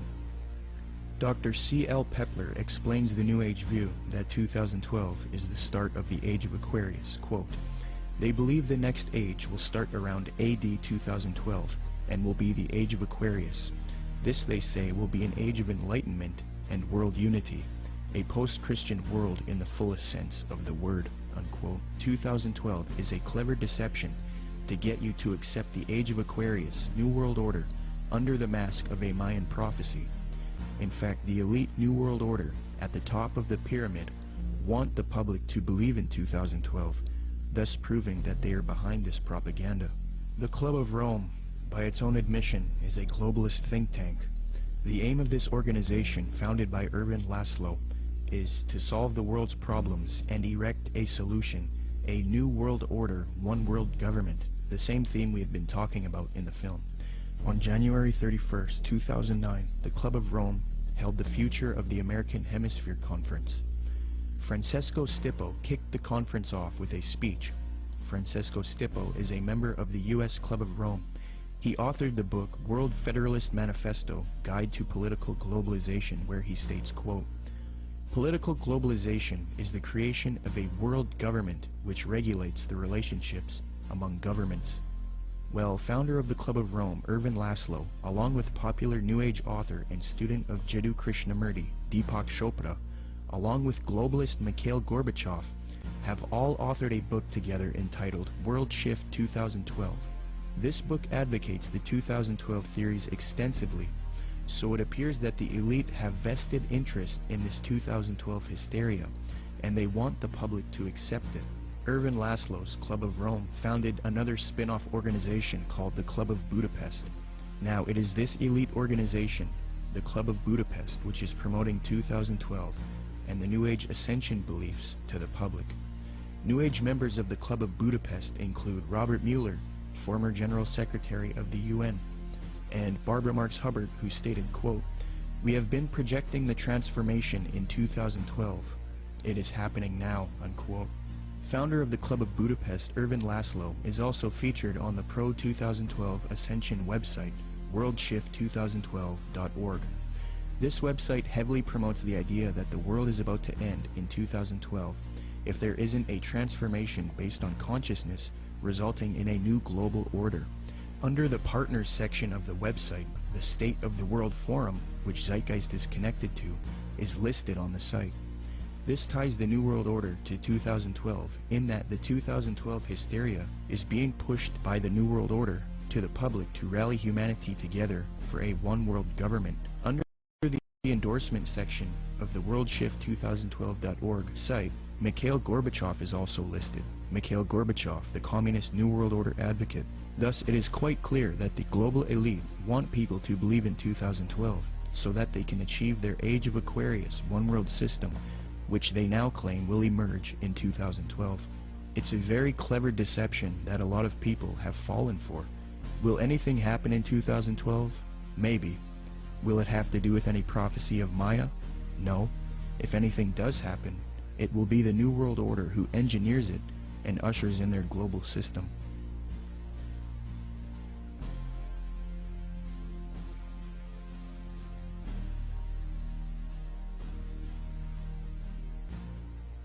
The reason the Christian anti-New World Order researchers have been silenced and replaced with New Age advocates is because the New World Order occultists and New Age advocates hate biblical Christianity. Why? Because the Bible not only refutes their New Age beliefs, but it predicted their coming utopia, calls it out as an evil world system, and tells people to resist it. First, in the Apostle Paul's first letter to Timothy, he warns of these supposed ascended masters who will deceive people with false doctrines. Quote, "The Spirit clearly says that in later times some will abandon the faith and follow deceiving spirits and things taught by demons. Such teachings come through hypocritical liars, whose consciences have been seared as with a hot iron." Paul also predicts the New Age movement, quote, "For the time will come when men will not put up with sound doctrine. Instead, to suit their own desires, they will gather around them a great number of teachers to say what their itching ears want to hear. They will turn their ears away from the truth and turn aside to myths." New Agers will often claim that the Bible promotes their astrological beliefs. However, in the Old Testament book of Isaiah, astrology is forbidden and identified as an abomination to God. Quote, "Let now the astrologers, the stargazers, the monthly prognosticators stand up and save thee from these things that shall come upon thee. Behold, they shall be as stubble." Zeitgeist's main source, Acharya S., claims that Jesus talks about the age of Pisces in Matthew 28:20, which states, "And teaching them to obey everything I have commanded you, and surely I am with you always to the very end of the age." However, although the zodiac was around in 1st century Palestine, the age concept was not around yet, so the biblical writers could not have been referencing the astrological age. Dr. Noel Swerdlow, professor of astronomy and astrophysics at the University of Chicago, states, "Within which group of stars the vernal equinox was located was of no astrological significance at all. The modern ideas about the age of Pisces or the age of Aquarius are based upon the location of the vernal equinox in the regions of the stars of those constellations. So when this woman says that the Christian fish was a symbol of the coming age of Pisces, she is saying something that no one would have thought of in antiquity." Unquote. When Matthew 28:20 talks about the end of the age, or in Greek, the end of the eon, he is not talking about astrological ages, as this concept was not around yet. The age referred to is that of Jewish understanding. As J.P. Holding remarks, quote, "Zeitgeist is correct that when Jesus refers to the end of the eon, he doesn't mean the end of the world. However, he is also not speaking of the astrological age of Pisces. Rather, in the 1st century Jewish thought, there was an awareness of the current age, Ha-Alom Ha-Zeh, and the age to come, Ha-Alom Ha-Ba. The distinction between the two appears both in the New Testament and in other Jewish writings. This has nothing to do with astrology." Unquote. Zeitgeist merely tried to deceive the public into the New Age worldview by distorting the biblical data, which actually condemns astrology. Moreover, Jesus, Paul, and John predict this coming world teacher, Antichrist or Maitreya, and the New World Order, one world government. And it is this reason that the elite and the New Agers hate true biblical Christianity. Paul writes in 2 Thessalonians, quote, "That you not be quickly shaken from your composure, or be disturbed either by a spirit, or a message, or a letter as if it is from us, to the effect that the day of our Lord has come. Let no one in any way deceive you, for it will not come unless the apostasy comes first, and the man of lawlessness is revealed, the son of destruction, who opposes and exalts himself above every so-called God, or object of worship, so that he takes his seat in the temple of God, displaying himself as being God. And you know what restrains him now, so that in his time he will be revealed. For the mystery of lawlessness is already at work. Only he who now restrains will do so until he is taken out of the way. Then that lawless one will be revealed, whom the Lord will slay with the breath of his mouth, and bring to an end by the appearance of his coming. That is the one whose coming is in accord with the activity of Satan, with all power and signs and false wonders." Jesus Christ warned of the Antichrist and false Christs. He says not to believe anyone who says, "Look, the Christ has returned." For Jesus Christ's real glorious second coming comes after the false Christ, or Antichrist, deceives the world. Matthew 43 states, "And Jesus answered and said to them, See to it that no one misleads you, for many will come in my name, saying, I am the Christ, and will mislead many. Then they will deliver you to tribulation and will kill you, and you will be hated by all nations because of my name. Then if anyone says to you, Behold, here is the Christ, or there he is, do not believe him. For false Christs and false prophets will arise, and will show great signs and wonders, so as to mislead, if possible, even the elect. Behold, I have told you in advance. So if they say to you, Behold, he is in the wilderness, do not go out. Or, Behold, he is in the inner rooms, do not believe them. For just as the lightning comes from the east and flashes even to the west, so will the coming of the Son of Man be. But immediately after the tribulation of those days, the sun will be darkened, and the moon will not give its light, and the stars will fall from the sky, and the powers of the heavens will be shaken. And then the sign of the Son of Man will appear in the sky, and then all tribes of the earth will mourn, and they will see the Son of Man coming on the clouds of the sky with power and grace. In the book of Revelation, the Apostle John warns about this evil world teacher who humanity worships as he claims to be God. And he opened his mouth in blasphemies against God, to blaspheme his name and his tabernacle, that is, those who dwell in heaven. It was also given to him to make war with the saints and to overcome them. And authority over every tribe and people and tongue and nation was given to him. All who dwell on the earth will worship him. Everyone whose name has not been written from the foundation of the world in the book of life of the Lamb who has been slain. And he causes all, the small and the great, the rich and the poor, and the free men and the slaves, to be given a mark on the right hand or their forehead. And he provides that no one will be able to buy or sell, except the one who has the mark, either the name of the beast or the number of his name. Here is wisdom. Let him who has understanding calculate the number of the beast, for the number is that of a man, and his number is 666. John then talks about how the leaders of the world will form a one-world system and give authority to the Antichrist, or false world teacher. Quote, The 10 horns which you saw were 10 kings who have not yet received a kingdom, but they receive authority as kings with the beast for 1 hour. These have one purpose, and they give their power and authority to the beast. These will wage war against the Lamb, and the Lamb will overcome them, because he is Lord of lords and King of kings, and those who are with him are called and chosen and faithful. So if this Maitreya is real, and if he has the support of the New World Order, and if he plays a role in the coming world system, there is a high potential that he is in fact the Antichrist. We will have to wait and see. The Bible talks about how the real Lord Jesus Christ will return after this world system is created, and this world teacher deceives the planet. Revelation 6 says, Then the kings of the earth, the princes, the generals, the rich, the mighty, and every slave and every free man, hid in the caves among the rocks of the mountains. They called to the mountains and the rocks, Fall on us and hide us from the face of him who sits on the throne and from the wrath of the Lamb. For the great day of their wrath has come, and who can stand? The time that it's talking about in the Bible is actually going to be a time when the world is going to be extremely happy to be in this new system. And that includes people that right now think that they know all about the New World Order and all this stuff. Those people, included with the rest of the world, are going to be happy with being in the new system. What the Bible describes as something that is almost impossible to believe, in the sense that people are going to give their worship. These are politically correct people are going to give their worship to a man. That something is going to happen to cause them to worship a man, and that is something we're not ready for. It's something that political leaders don't right now do miracles, for the most part. Right. The whole concept requires new input. Something different has to happen.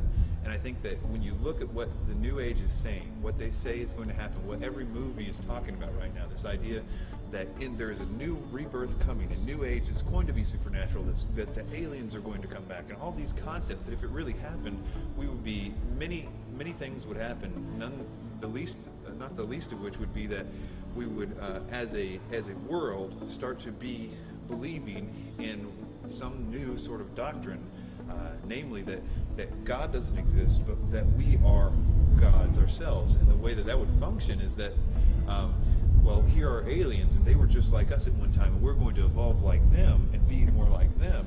That inherent in that is the idea that we are also gods. The message that the New Age elite don't want you to know is that there is one God, and 2,000 years ago, he entered into creation as Jesus Christ, lived a perfect, sinless life, and willingly died on the cross to pay for our sin. And if we accept Jesus Christ into our heart as Lord and repent of our sin, then we are spiritually saved forever. It is this message that the New Agers hate and want to stamp out.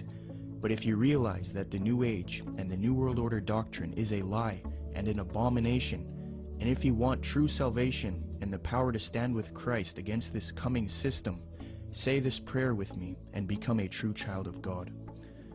Lord Jesus Christ, I ask you to come into my heart as Lord. I accept what you did for me on the cross, dying for my sin.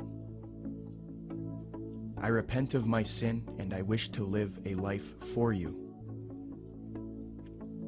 following your teachings found in the New Testament. Please forgive me of my wicked ways and transform me into a child of God.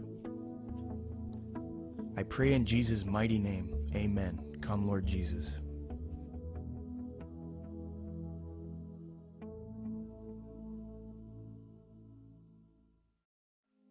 You don't really understand sometimes what a terrible burden it is to know some of the things that I know and try to wake people up and impart this knowledge to them and find out that they just have walls built in front of them.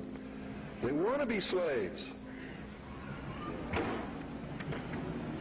But we're making some chinks in those walls. You must publish only documented fact. And you must stay away from printing articles from people who will not document as fact what they put in their articles. That's why my broadcast scares the hell out of socialists. That's why in a White House memorandum I was named as the most dangerous radio host in America, not because I'm going to go out and shoot somebody, but because I shoot documented facts which cannot be refuted. That's why. That's what's dangerous. Seek ye the truth, and the truth will make you free, and nothing else will do it. Jesus Christ has never lied to anybody. Why won't you listen to him? Don't spread a rumor. Spread the truth. Document it. Prove it. Make it irrefutable, and you too will become dangerous to those who admire us in lies and enslave us in socialism.